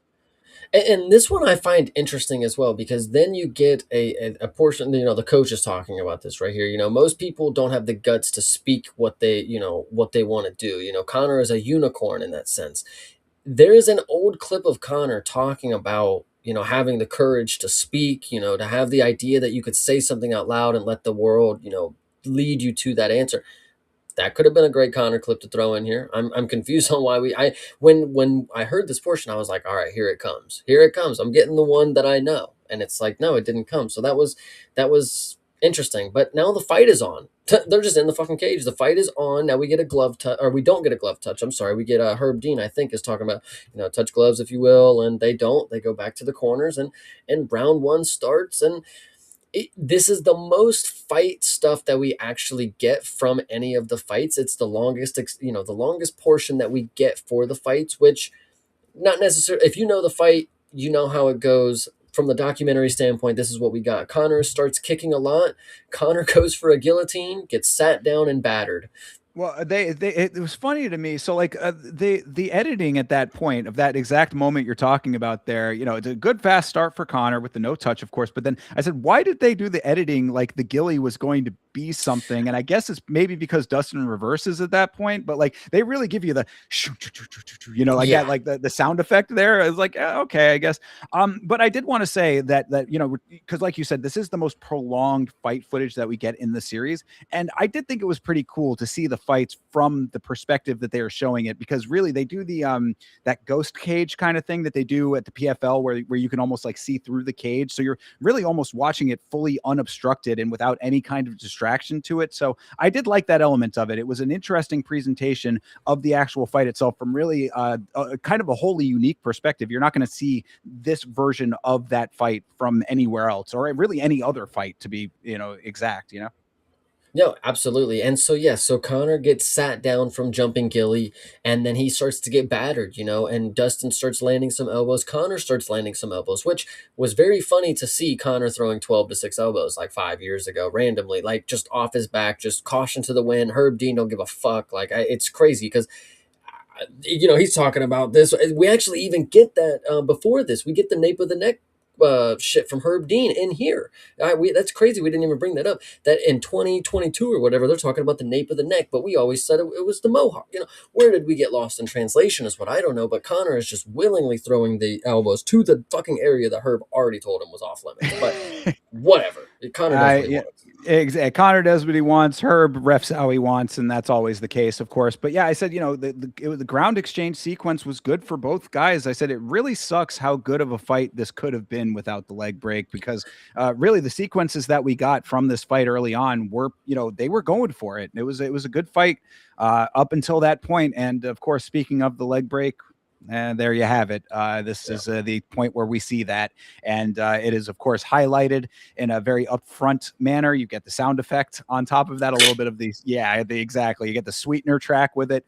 And I said, look, all of what we saw leading up to this point, for sure, it's still a crazy thing. It's still a crazy thing that happened. I mean, it's like he steps back and the leg just goes. It's one of those crazy things in the sport. I think what's more interesting about this portion here is because obviously you see him step back, ankle breaks, he gets finished, and then you see him up against the cage and everybody's around him, and he's, the coach actually has a really interesting point of view from this. I really like this. He's like, this happened, with 10 seconds left. When 10 seconds are up, you're getting ready to go in the cage. And you're not really paying attention to what's going on because, like, all right, he's coasting, he's good, he's going to make it. So we're all up ready to go get him ready for the next round. And the fight's over. And then we go in there and his leg is all, jacked up, and like we didn't really know what was going on because we were all hopped up ready to go in the cage. You know, that was a very good, interesting point of view from the coach. But the next part that is great about this is, so once you see everybody sitting around the cage, you know what's coming next. And as the person who knows how this plays out, you're like, I'm ready to see how the docu-series is going to handle this one. How are they going to make Conor look good after this? He just gets lifted out. They just Yeah, lift him out. right. They're going to make him look good by not showing any of the thing you are expecting to see at all. Yes, I said that, be it adrenaline or toughness or whatever else, it was it wasn't the pain of the leg break that hurt him the most in this instance, which of course was an interesting part. But yes, then to just gloss over all of that, everything on the ground, no Joe Rogan interview, no nothing. EMTs cart Connor off to the ambulance, and that is the end of the in-ring portion here. And it makes even less sense because the entire series started with him saying, it wasn't about the fight, it wasn't the leg, it was I was frustrated and I thought my career was over. It started with him explaining how this speech became what it was, and you're building up the entire story of him. It, he's frustrated, now he's going at Dustin, he wants this fight, and then they leave out that entire portion. I'm like, what the fuck? Like that doesn't even add up to what you've done for the entire series. But as it will, of course, Connor's manager walks out the fucking arena, and like this, I wanted to like give him the benefit of the doubt, because when you see his face, you're kind of like, this motherfucker is like, I don't know. He's kind of got a weird look on his face. But then you're also thinking like, maybe he's just like, it's hard to understand what just happened. Like, bro, he just broke his leg, like his foot, But the manager had some sort of look on his face like, oof, we kind of fucking knew that, brother. Oof, we fucked him up. Like, I don't Yeah, know, man. I mean, the note that I had, manager didn't seem too broken up about things. Yeah, He dude, certain I certainly don't he was know. like smiling is what it looked like. I mean, now granted, like you said, it's like it could be one of those like, yeah, damn, that's some crazy shit, that kind of thing. Right. And I like that is the benefit of the doubt for him with that, but it is a little bit of an odd juxtaposition to see your biggest star client go through what he just went through, and you just be like, well, goddamn, I mean, fair enough if he's that kind of guy, I guess. Yeah, it was definitely something to see the manager's face. It didn't read right. I don't know. Something was definitely off there. But No, I anyway, so agree. so it goes back, to Connor in the cage, and he's yelling, "Doctor stoppage, doctor stoppage," and it's like, okay, maybe now they're gonna go back to it. Now we're gonna get it, and nope, they just go back. We get to the doctor in the car, and he's like talking about how he's gonna. He's like, yeah, we probably should have seen that one coming, huh, guys? And that's what I was foreshadowing earlier. Yeah, I said, ooh, Dr. Surgeon is in there in the car with him. You got some splaining to do, Doc. And Doctor is already starting to do just that. He starts to explain. He says, no, well, he didn't have a recurrent unstable ankle. He was wrapping it so the bone spurs wouldn't worsen. It's like, bro, with the amount of scrutiny on that exact region of the body leading up to this fight, there was a whole lot of smoke for you to not be concerned about a fire of this variety. Yeah, it's like the silent car ride home, and he's in the back seat, and he's like, "So those were not related at all. You guys know that, right? Like that was not that. Like, come on, you guys know That's that." that it's why it was crazy that he almost gets let off the hook for all of this. I mean, like it's like, we never end up seeing any kind of real repercussions for this doctor. Now, again, like I said, I don't think that he was necessarily going through the wrong thought process. Like I certainly don't want to imply that this doctor was negligent in any way. You know what I mean? Like I don't think Legal that that was the case. malpractice, I think, is on the table here. I don't know. It seemed like he gave him misinformation. I Well, don't know. that's where I don't think that it necessarily was, because had everything gone correctly, this would not have been an issue with the way that he was looking at it. But of course, things did not go correctly, so maybe there is more of a case to be made at that point. Yeah, obviously looking back, if you would have won the fight, it's like, damn, Connor did that on an almost broken foot, or with a bone spur. It's like, no, but his leg is in half now because you didn't take the proper precautions. Like, fuck, Yeah, like I don't telling it him you're good. We're just gonna wrap it up. Like, bro, give him 2 weeks off of it, and then go 10 times. I don't know what the That's case may be, but you told him that he was going to be able to kick with his fucking leg when it was hurting already. Like, That's what I'm saying. That's what I mean when I say it's crazy that there's no repercussions at all. No, even any kind of mention, not even from Conor, because we're going to talk about what happens in a couple minutes here with the doctor and Conor. But it's like it really is kind of crazy that this doctor sort of unwittingly led them into the exact trap that was sprung. Unfortunately, but see, yeah, but isn't it the craziest case is like by all of this happening, now the surgeon gets a shitload of fucking money. So because it's like because well, because you go into the next scene, it's 2 days later, and we're looking at the X-rays, and the doctor's like, "Yeah, so here's what fucked up. You broke this and this. Like, but you see what I did? You see that? I put that shit back together. Ain't that I fucking awesome? Like, was going to bro, say this is. you just ruined his fucking career. Like, oh my Yeah, this is like the dentist that gives out lollipops to the kids after the god." dentistry, right? Repeat Yes. customers. Yeah, no. So, but yet, really, before we even get to that portion, though, we do have this very brief media little roundup Oh element. I think yes. not, just a small one here. But I said, are they really trying to say that Conor was winning that fight? They're really editing these YouTube people to imply that there were some that said that he was winning. I said it was competitive, but Dustin was elbowing him to bits on the ground. And going back and looking at the scorecards, which I did, two of the three judges 10-8'd that round. Now, I mean, I would assume that they 10-8'd the round based on the break at the end. But even still, if they were take the leg break out of it, that would have been 10-9s across. It would have been 10-9s across the board had it not been for the 10-8s in the leg break. Yeah, yeah. So them fabricating that this was, a close fight or whatever for one round, it wasn't on the judge's scorecard. So it's just a factual, untrue statement, whatever you want to say. But Yeah, it was close, but it was a lost round. I mean, like it was close. It was right. close enough for the type of round it was. I guess is the way I would describe it. And then so we have Connor sitting here, and obviously what is on his mind. When can I get back into it? First off, this is crazy to ask this guy. Like to ask the surgeon that already led you to a broken ankle to sit here and be like, "All right, doc, give it to me straight this time. When can I Tomorrow. return?" Yeah, Yeah, just yeah, get go up get there. that What do cast you even? off. Yeah, why are you in bed? Yeah. So he tells him, 6 months for you to be able to train again, 6 weeks until you're off of crutches, and 2 months to 8 weeks you'll be back on his bike. 10 months to a year. Keep that in mind, because he was fucking wrong again, brother. 2 months to a or 10 months to a year for his return off of his broken leg. It was like four. It was like four, like Jesus Christ, this is crazy. Like, oh, I hate that. I hate that Yeah, this is this dude's. He pays billions of dollars for this doctor, and he fucked him over. Like, and that's what I was saying. Like, this is the portion where it would have been like, yo, doc, not for nothing, but you told me I would be okay out there. Like, maybe there's something that we need to talk about here. But Connor's still cool with the doctor. Team is all cool with the doctor. I mean, doctor, gives a nice little goodbye to everybody as he's leaving the room. No one says a thing to him. I don't know if there's stuff that maybe they caught off camera, but like, I would have thought that there would have been a little more scrutiny on this doctor as to why this all went down the way it did. and so then we just get Connor in the hospital. He's laid up, his foot's broken, his emotions are down. He's actually explaining that they're up and down. There's moments where he feels really good, he's understanding, and then there's moments where he's like, well, fuck, I'm here for the next year, doing nothing. And that is a crucial part of recovery, of course, and every athlete is going to go through this. Even earlier in the documentary, Connor had specifically said, like, I'm gonna get hurt.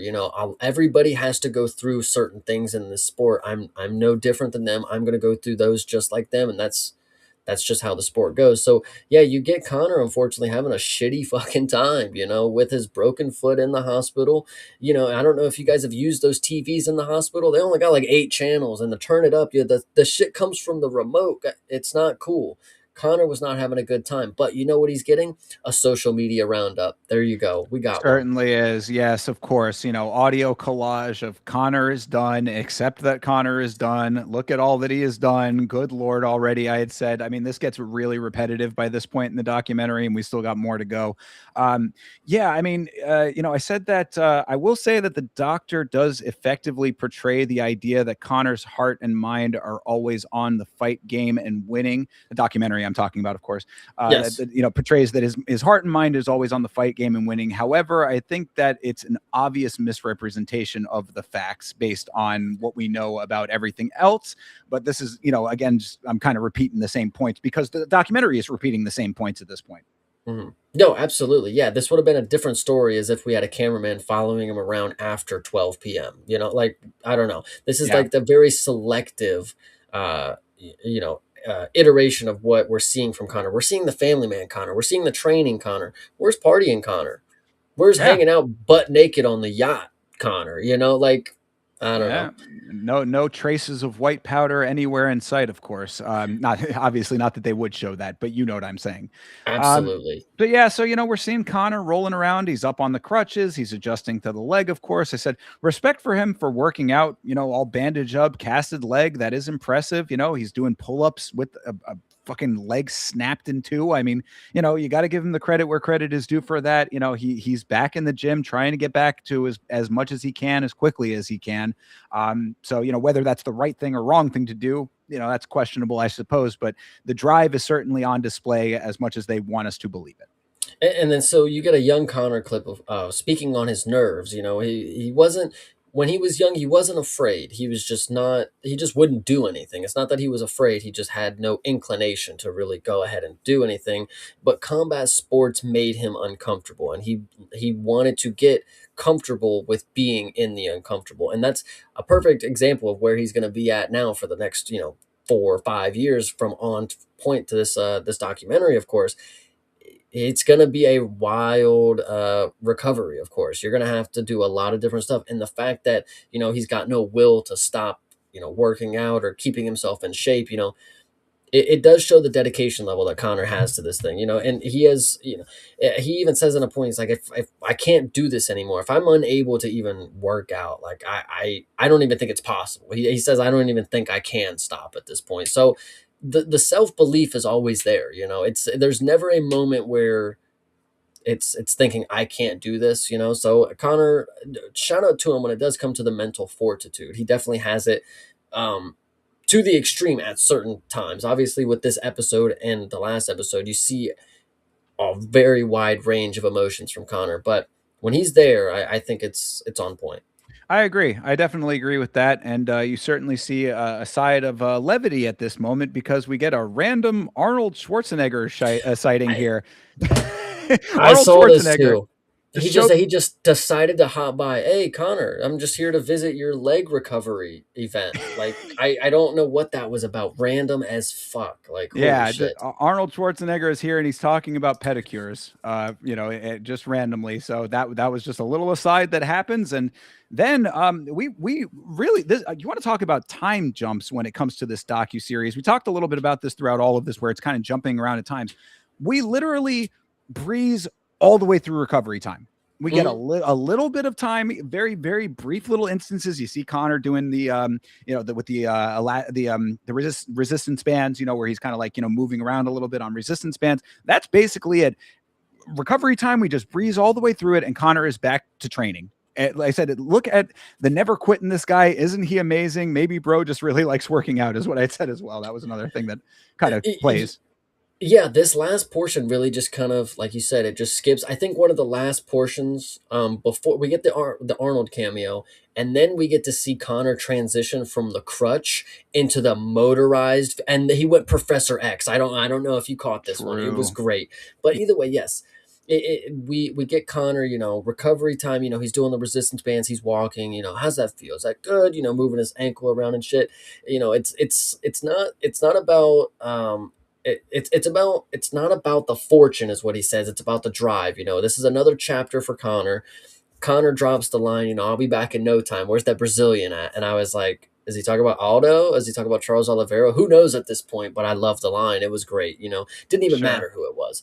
Connor clearly loves the competition. It's the enjoyment of the sport. It fuels the fire for him. He's always had the self-belief. He knows he's set. He knows he's grateful for his life, and he's at his best when he's in competition. It's for the love of it. And then we get a highlight mix to end it. And I think we have the coach, or maybe it's Connor saying that he's never reached his full potential yet, or something like that. That's what we get to end it. And then we get an image of or a video of Connor with early on with the press, and he's taking a photo of them, and it was like, it was Yeah, kind of a weird ending, but that's what I okay. said too. So yeah, really it's love of the game, love of the game, love of the game at this point. They really didn't have many options on what to say or how to say it beyond this point. So Connor says, he knows he's a made man, but he's a competitor. He's at his best when he's in competition. I said, well, I guess you can continue to let your mind outwill your body at this point, but I guess we'll just watch you continue to descend. Then is basically what it feels like based on knowing where we've gotten and the fact that 5 years have passed before where we're going to see him again. And to end on the point that you just made there, yeah, very strange ending to this, where he's at a press event. Obviously, there's all the press people behind him. He's got his camera pointed at them, and he says, can everybody just take a half step back to get the picture? He laughs, and then that's the last note that you get on this thing. It was a very odd way to end this series, I thought. I didn't understand like what they were, because you would think your mind would be telling you, yeah, that's like a metaphor of some sort, or like, it's supposed to represent something. But I'm really struggling to wrap my head around what that could be trying to present to us. Well, if you really want to get philosophical, take a few steps back from where you're viewing Connor right now. Take a few steps back, view it with a farther lens, and I'm sure you're going to get a better picture of what you got here. And I thought that might be what they're trying to say. However, you motherfuckers in this docuseries did not give me the close-up that I was supposed to be getting. So I've already been 2 steps back. I don't need to Yeah. take any more fucking steps back. I have been living 3 steps back before watching this docuseries for the entire time that I've been a fan of this sport, and he's been in it. I also think this is just the, like, how the Joker ends with him smoking the cigarette, you just wouldn't get it. Like, I think this is the Joker moment for Connor. It's like, aha, clack, and then he's out of here. That, how else would if he would have gone into a bright purple Lamborghini and sped off, like, it would have been iconic. I guess. Well, either way, that does bring us to the end of the McGregor Forever docuseries. So, overall review of this final episode, Chase. This final episode, I mean, again, as we said before, it is really just a continuation of the third episode. This is episode 3.5, and it is fine. It obviously had the most action when it came to the fight scenes. We got to see most of the actual fight footage in this episode, but it really had some moments where, with the doctor, they preemptively knew that something was wrong, and then something went even worse. So learning about all this stuff really does add to an engaging type of story that really learning more about does kind of, it is kind of there. Like, you really want to reach more into this and find out more. And I think there's obviously, for the person who doesn't know the story, there's still more to uncover that you would really find interesting, especially with how the fight ends. We don't get to hear Conor McGregor's rant about Dustin Poirier and how your wife's in the DMs. We didn't get any of this, and I think that is, one, purposely left off, but two, a failure and a disservice to the people who are McGregor fans and or the people who are wanting to learn about Conor McGregor, because you're telling us everything about these situations and just leaving out the meat and the potatoes, basically. So You're exactly this episode, right. man, I don't know. Yeah, no, absolutely. I agree. I mean, I think that you're absolutely correct that the doctor and the foreshadowing of the leg break does make this episode a little more interesting than maybe I was potentially giving it credit for. But I thought that this was the absolute worst episode of the show. I thought it was essentially, aside from, because we don't even, the fight obviously is very quick, and it kind of gets glossed over, and a lot of the stuff that you're talking about gets glossed over. But they said this is really just a raw pep rally for McGregor's never quit attitude with such absolutely little substance. Zero coverage of his recovery, zero real insight on the return of heel Conor in the fight lead up. That's another big part of this, is that we had the respectful version with Dustin in the first lead up, and then we don't get much of, like, aside from, oh, there's more testosterone in the air, we don't get too much of any kind of real insight about any of that. A lot of training footage, a lot of I do it for the love of the game, and very little else. You can take a little value from the concept of a guy who never gives up on himself, even after loss after loss, but that's easy for someone in Conor's position to say, I think. So congratulations, Conor. You've got yourself to a position where winning and losing doesn't matter, and you can always just live in a world of your own construction. why am I supposed to care about that? Is, I guess, really what I take away at that when it comes to this episode specifically. So I thought that this was weak. I did think that it was, like you said, it was the 3.5. It was, it did not feel like its own standalone episode. And with all that is missing, it felt like it was lacking, especially as the conclusion for a 4-part series. No, absolutely, and I definitely agree with you saying that this is the weaker episode of them. It really rushed through a lot of stuff. It didn't round out to a very welcoming ending. By the end of it, you're like, what the fuck? What the fuck was that? Yeah. So it is whatever as a solo episode. But I think the real question is, Thinker, what do you have to say about the McGregor Forever documentary series as an entirety when it comes to mixed martial arts on film? Well, I appreciate you leading me into that series review element of things, Chase. So I wrote this out here. What I said was, when we started this, you had said it would be interesting to go over this docu-series since we know the story and the fights and all of that portion already. And I think after watching this through, that definitely is true, not only because, of course, we know the events and what will happen, but specifically because Conor, in the moments that we are watching, does not know those things. So ultimately, this series is more about walking boldly into defeat rather than success as a person who's already been tremendously successful. So that to me is an interesting, like, as a whole package, that in and of itself has an interesting dynamic to it after now seeing all of it.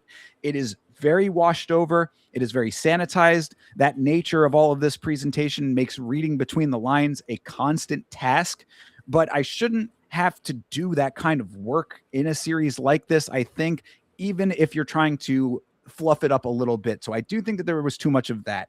Documentaries are always biased in one way or another, but when there's so much that we know about the subject and we know that you are not showing, it becomes very obvious and a bit of a chore, albeit an interesting one at times.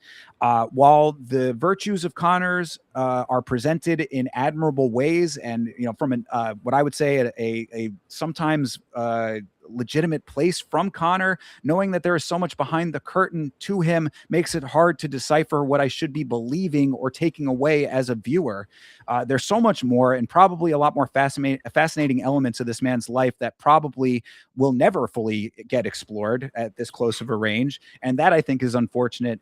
At the end of the day, I think that this is reality versus documentary reality. And that probably is the biggest positive that I can lay on the series, actually, is like, that deciphering that you have to do as a fan.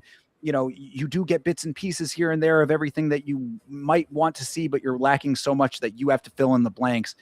For the average person who may not know the full context of the storyline, this is just a positive PR spin on a tumultuous period of a post-Glory Days McGregor. And again, do I care? I don't know. Yeah, this one is an interesting one because for the casual viewer, I mean, if you want to learn something about one of the greatest and most famous mixed martial artists of all time, this is a great story to, like you said, that is very sanitized. It's a very quick version of what happened without all the stuff that really matters, kind of deal. They handpicked what should matter, and then they left out things that probably do matter a lot more than other things. So, as a casual fan, I don't know if this is what I would say you should be looking into, because you're not getting the right stuff here. I mean, you're getting a portion of it from McGregor's view. Yes, you should watch it just if you want the behind the scenes footage, but you're getting a perspective from the team that wants you to believe that McGregor is like the most dedicated, devoted, most prestigious athlete of all time when it comes to mixed martial arts. When in reality, if you are a diehard fan who is watching this, this dude did not take portions of his career serious at all. There's times where he fucking was, he fucked around a lot outside of the cage, court cases, brand deals, whatever you want to say, all these things that line up into it. Conor McGregor, you have to know the full picture before going into this, I think, is very, very key, because if not, you are going to think a completely different thing of Conor McGregor than what the actual reality is. So, Yeah, no, I agree entirely. So that being said, then, Chase, of course, obviously with a documentary, especially one like this, we talk a lot about the subject, and that's really the basis of everything. But we did talk about it a little bit. So as a film, what would you rate this docuseries?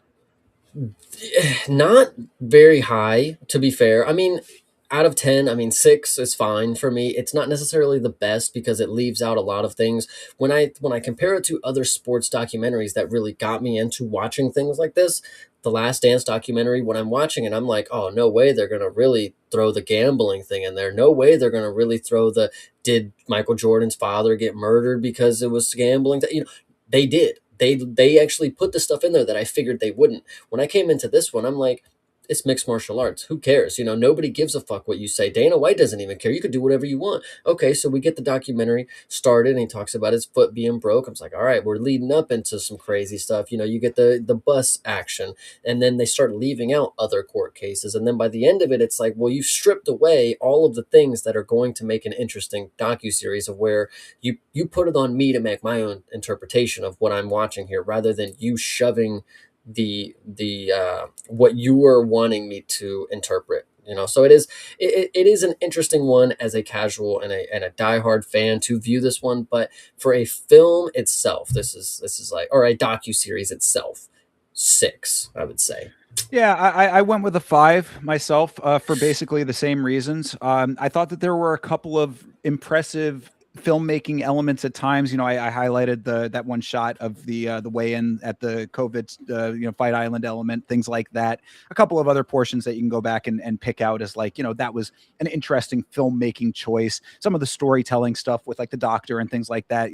There are like certain elements of it that are like from a storytelling perspective decent, and I thought it looked very nice. I mean, obviously the quality level is certainly very high, but the lack of the substance, you cannot extrapolate the two. So I mean, like, really, you basically nailed the points there as to why I would go with that number. I mean, as a film, you're getting a very, very biased perspective, and while all documentaries do have that, this is very apparent when it's so documented. That's the other thing about it too. It's like we only know this because it's so documented. We would not Mm, like there.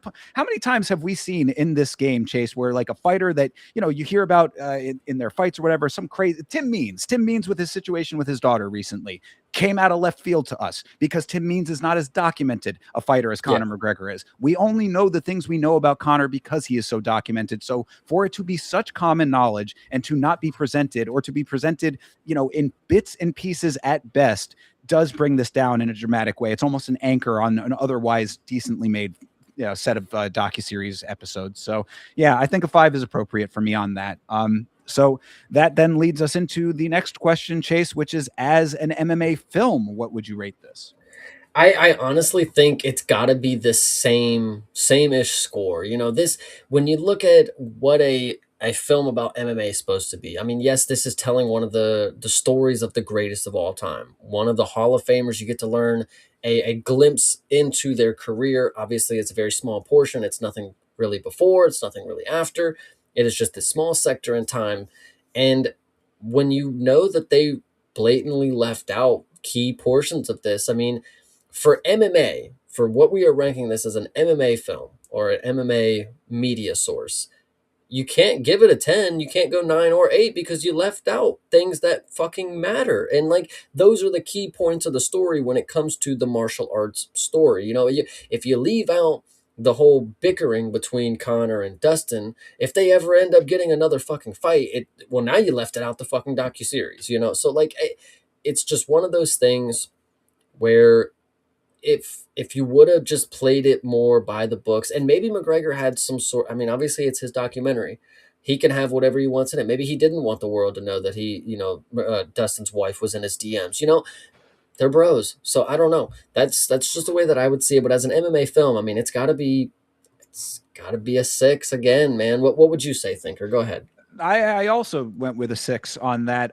For the reasons with this specifically is that, yes, you get a good amount of the showcasing of what a martial artist goes through, and a lot of the talking points are correct. I mean, again, how many times during this whole thing did I say Connor says the right thing at the right time? That is a recurring theme for sure. Uh, but seeing this level of a celebrity athlete, I think, kind of takes it into a different territory than the core mixed martial artist experience. I mean, like, the average mixed martial artist, like that's the lens that you were looking at it through, of like, what makes a mixed martial arts film for you? It's the accurate presentation of what the mixed martial arts world is, and whatever they're trying to show you, and whatever the piece is. So like for this, it almost feels like it can't be accurate, because McGregor is not accurate to that experience at this phase of his life. Like you said, this is a very specific portion of his life. Had this Correct. been all of those pieces that we talk about, the callback pieces, the clips from earlier in his career, if this had been that portion of his life, maybe this would have been a 9 or a 10. If it had been this level of a view of that part of his life when he was on the come up, still, legitimately as hungry as they say he was, if we saw the kid that walked into Kavanaugh's gym that he was talking about being the guy always, training like every round is a championship round, calling him after the sessions are over, maybe that would be a different story. But here we are seeing essentially a celebrity who is also a mixed martial artist, and that does not jive in what I look for in a mixed martial arts film. Because what I would say to that too is, okay, yeah, this is certainly an interesting perspective on looking at a celebrity athlete, right? It is a very in-depth look at a celebrity athlete. But in this current era that we live in, I can go on Instagram right now and I cannot, scroll for more than 5 seconds without seeing someone flexing enormous wealth. So I don't need to see that from Conor McGregor. I want to see more of the mixed martial artist, and we do see that in the sanitized way. But like you said, Chase, having it going through the filter takes the score down inherently. It has to. So I think, yeah, 6 is also what I would say. Yeah, 100%. It's unfortunate because this is the only, kind of mainstream McGregor documentary that we have kind of do. Obviously, there's one on YouTube that we'll eventually have to get through, but this being on Netflix and this being what it is, it's just unfortunate that it feels like I didn't get the full picture, because I know what I'm missing out of this, and you didn't give me everything that I was supposed to have here. It just didn't sit right by the end of it. I don't know. It started Yeah. off fine, so. Yeah, no, I hear you. Well, then, all of that being said, after talking through all of that and all 4 episodes coming to the end, Chase, would you recommend McGregor Forever? Absolutely. I do think it is something that the casual audience should be, witnessing, taking part, but keep the note that you do have to do some outside investigation to figure out what exactly happened in certain portions of this, and and outside the cage in Conor McGregor's life that they did not touch point on. The dates and events, I wouldn't take too much into account. You just need to familiarize yourself that they are things that happened, and Conor McGregor is not as good of a person as the documentary would lead you to believe.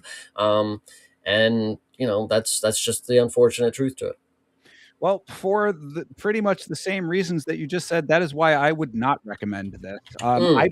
I don't think that you should have to do that level of research. And I think that for people who are more casual, having to like maybe have to go back and like fill in gaps and try to like do all of this sleuthing and detective work it's too much of an ask from the filmmakers, in my opinion. It's like you should not have to go through all of that to get an accurate portrayal. If I'm going to sit down and devote 4+ hours of my life to this subject matter, I should not have to go then and do an entire research project to get the entire story. You should be telling me an accurate story.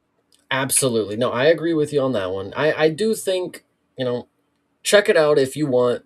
Obviously with the return this weekend, it is something that it wouldn't hurt you to catch up, because like I said at the beginning of this is the most recent behind the scenes training footage that you have from a fight camp for McGregor that amounted into a fight, of course. So keep in touch, make sure you familiarize yourself with the vibes going into this, and see if they align with anything that you saw in the most recent 3 losses that he had. Well, and that was also, I guess, the caveat that I would say is that I would assume that the majority of people who are watching our review are going to be MMA fans. And if you are an MMA fan who also lived through this time period, if you're not, if you're a fan that's not a newer fan to the point that you were around for all of this, then yeah, you can watch it and you can have the same sort of frame of reference that we both sort of come into it with to an extent. And you can probably find some value in little pieces here and there, but you just have to, like you said, you have to very much know that you are getting into that with this series if you do endeavor to it. So with the upcoming fight, you do make a good point with that. Sure, this is a fine primer for all of those, this portion of his life leading up to it, and then a very large chunk that will be missing, considering that there was a lot of time thereafter before this return. But if you do want a Conor McGregor primer, where's our Max Holloway documentary to give us our Max Holloway primer, huh? Yeah, absolutely. No, that should definitely be a thing that exists, and it probably does. We just haven't found it yet and added it to the list. But I think that perfectly might wrap up the film review. Of course, if you want to do an ending, just so we can have it for the VOD real quick, and then we'll get into this next portion. That shouldn't be too long, of course. I But certainly go ahead, would. Thinker. Absolutely. Well, that does bring us to the end of this review. So again, everybody, we appreciate you watching this installment of MMA on Film. Thank you for taking this journey through McGregor Forever with myself and Chase. For yelling about mixed martial arts, this is Thinker St. James. We will see you in the next installment of MMA on Film. And of course, that brings us to the actual ending. Yes, thank you guys. Jeez, I know I saw the chat going, and I appreciate you guys for being here. Chase, what had been going on with all of this while we were doing this whole long thing here? We getting anything about Conor that we needed to touch on? We can look into a couple different links here, just for the quick post show, just to keep everybody in the loop that we have seen some stuff. These are just a handful of ones that I've just ran across really quick, and we could just run them down and just take a look at them. We don't even need to say a whole. I mean, if you want to say something, go for it, speak your piece. But I don't necessarily know if me watching him walk across the stage is going to inherently want me to talk more. But we'll definitely see how it goes. So whichever one you want to start with. Yeah, let me get this queued up here. I'm just making sure I'm getting everything correct. Yeah, take your time. There we go. Yeah, looks good. All right. So here, I believe that this should have. Yep, we should be good here. Make sure. Let me know if you can hear this. But I mean, do you want to set this up at all? What is this?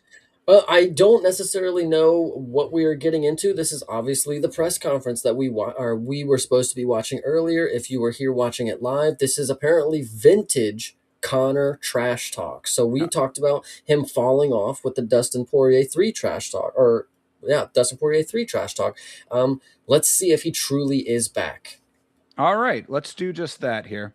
I feel your win victory is to win within 5 to 7 minutes. Excuse me?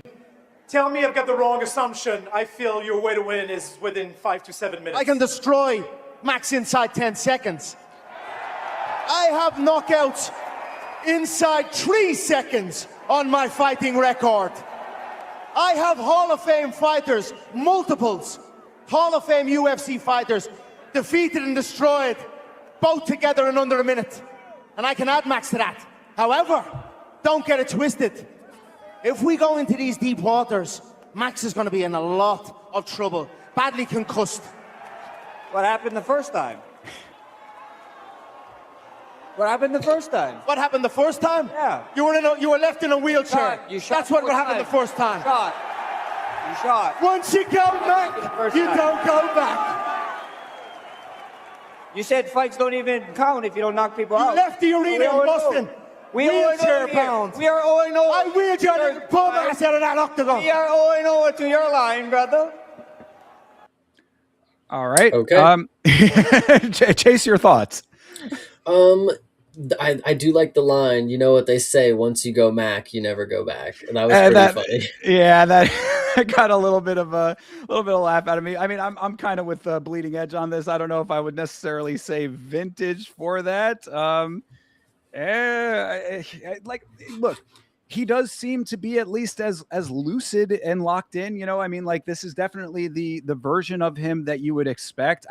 Max is not a good foil, I would say. You know what I mean? Max does not like give him, at least in this clip. We'll see about some of these other ones. Max, I wouldn't say is like giving him a lot to bite back on. I guess I don't know. Like, okay.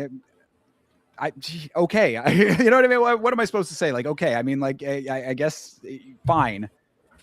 I don't know. Yeah, am I supposed to say something more? Do you have anything more, more to add? No, nothing more. No, just roll the next clip here in a second. Let's just see what we missed. You know, this is right. Obviously we are in the McGregor mood, so we might as well check in on see what we have recently had to deal with McGregor.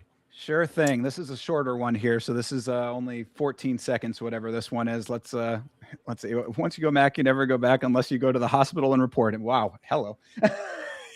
Thank you, Hydra. You say you want to be the triple champ, but what happens if Ian Garry wins the title against Islam Makhachev? Would you fight Ian Garry or not? No problem. No problemo, as they say in Brazil. Thank you. You say you want to be... Yeah, the awkward silence at the end there is pretty funny. Okay, I mean, Ireland versus problemo. Ireland. Yeah, no problemo, as they say. Yeah, I think that's perfect Portuguese you just spoke there. Yeah, absolutely. He did a really good job there. That's probably exactly how he did one of those ad reads too that we just watched in the documentary, you know.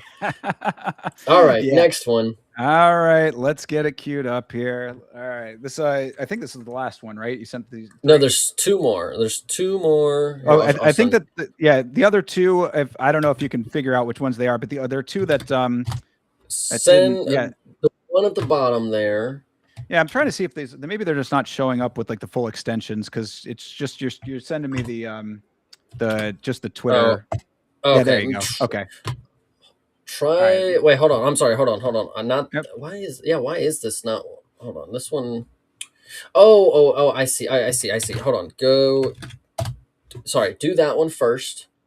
This one that I'm doing, or the one that you just sent. The one that I just sent. Do that one first. Okay, gotcha. All right. Here sorry, we go. I'm spamming you links here. No, you're fine. You're fine. All right. Let's see. Let's watch this one first. All right. Let's let this queue up. If it's going up. All right. Here we go. Knuckle touch the BSD right there. That was nice.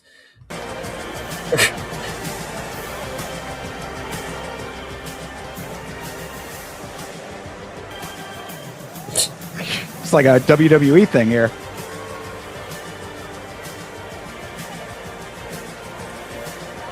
The Mac is back. I guess so. This really does look like WWE right now. Whatever Max is wearing here. Yeah.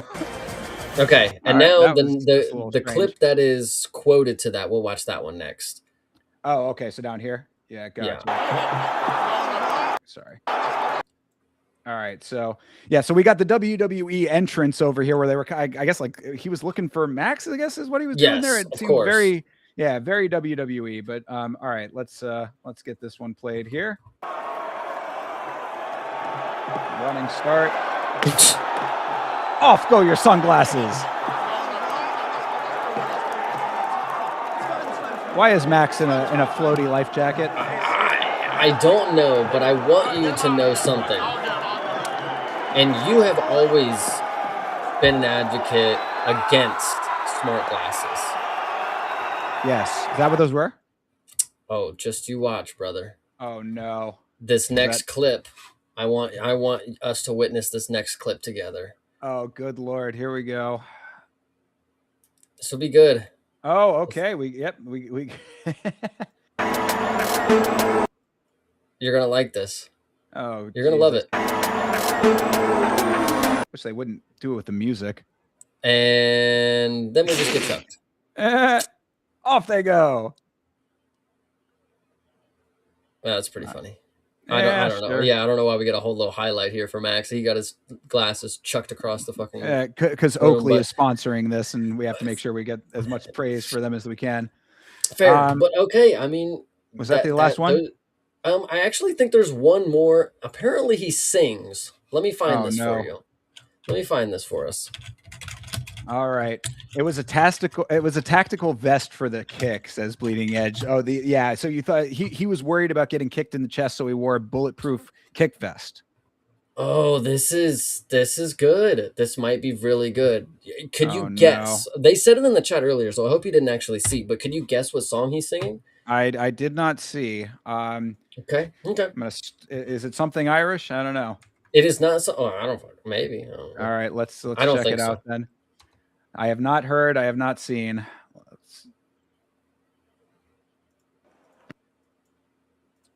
Good deal. A little bit lower.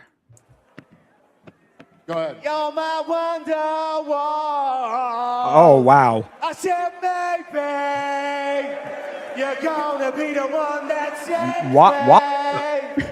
And after all, this is taking place in Vegas. Not in England. Your team Gallagher, your family, your two brothers. Just And I'm sorry for he that, heard ladies Volk and sing that one time. Oh, Paddy, where was the backup? Where was the fucking backup? I was singing and just went on the mic. Grab the mic, you cunt. I was singing. I needed backup there, yeah. a little homie moment. Paddy, it's hard to follow. Seemed like a grand old time at this press conference, I guess. Sure, I don't know. I mean, like, again, let me just say it like this, right? You take the Conor McGregor that you knew from back in the day, and then you've got this version of Conor McGregor, and like you can definitely feel the difference. Like this would not have been a Conor McGregor press conference of old, you know? Yeah, no, times have definitely changed, but it's still the same beast. This, you could still see it there for Connor. Like, you can see the impulsive, irrational choices. Like, why did he just start singing Wonderwall? I don't know. Yeah, But I'm seeing it. and then at the end, he's like, "Oh, where's my backup?" It's like, this is drunk Connor, but he hasn't had a drink in a while. Like, I don't know. Dry drunk Connor. Yeah, that does kind of track. Yeah, it was as random as this clip is now. Yeah. Yes. It certainly sounds that way. I guess that there was more awkward context at the beginning. Very, I don't understand. I mean, yeah, Paddy Pimblett is there. So, I mean, I guess that's your English connection, but strange. Whatever, man. I mean, like, it's just one of those things. Like, am I supposed to take something different away from this? Is there something more to take away? Is the Mac back? That is the question to end this out, Thinker. What are you saying? I mean, I see him sitting on the dais right there at a press conference. With two belts, two Ireland colored belts. I said this in the Discord. I will say it again. I don't think that there is anything quite as patently atrocious as those custom belts. Those things are hideous looking, but they are valid. They are his. He did earn them. So I do think he's going to show up to this fight. Again, he's at the press conference. I would say that barring a Tony tripping over the cables situation, I would assume he's going to show up to this fight. Yeah, so yes, the Mac is back one way or another, right? I mean, what do you think, Chase? I also think the Mac is back, guys. I mean, we're going to see a full season in play. He's going to have another fight by the end of the year if everything goes well, and it's going to be for that 170-pound championship. That's all that I'm saying, guys. The triple champ is coming. Triple C, here we go. I guess so. This is the Mac from Temu. Hey. Well, we'll find out if that is the Mac that shows up in the cage, of course. Really, I think that's the biggest question, right? I mean, all of this other shit is fluff, just like the whole documentary was fluff. What actually happens in this fight? We talked about it, we talked about it on the podcast. Of course, that's the last week's Fights podcast, people. Make sure that you are hanging with us on Monday nights. But, I don't know. I mean, that's really, I guess, all that I have to say at this point is like all of this other shit, Wonderwall and everything else is, kind of just it's just a bunch of window dressing for what the real meat and potatoes are, which is what's going to happen in this fight. And I certainly, based on the little bit that we saw of Max, he didn't look like that AI bullshit photo that was floating around. So that's good to know. Max looking locked in, Connor seeming, I guess, as locked in as a Connor can be at this stage of his life. I don't know. Is there anything that we're missing here? No, I think, unfortunately, we all know how it's going to go down. I think there's a little bit of hope that he could return after 6 years, after taking the sport not as serious as anyone does.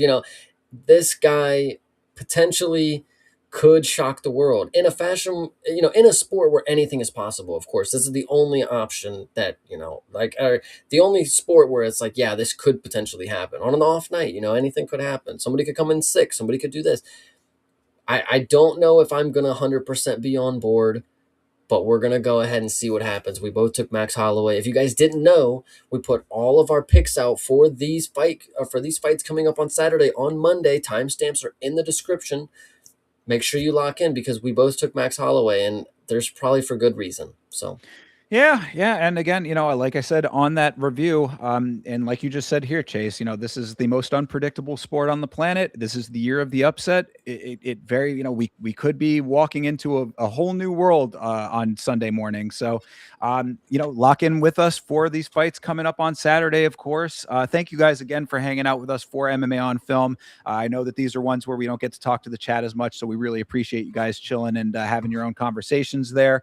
Yamashow.com for all your merchandise needs and all of that kind of stuff. Tomorrow night, we will be doing Power Slap. Yes, we are, people. I know. Trust me, I'm in the same boat with some of you, and others of you are probably very happy about this.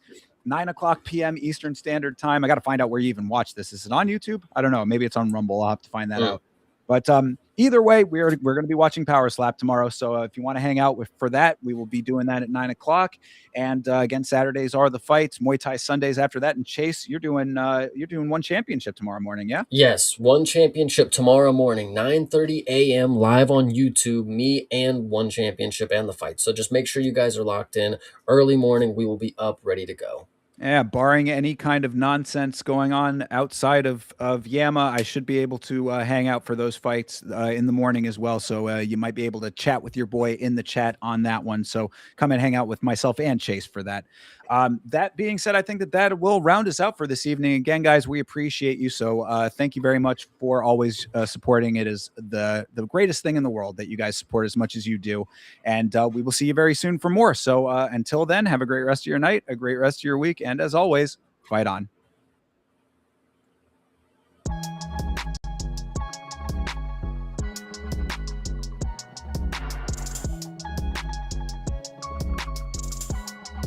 Game.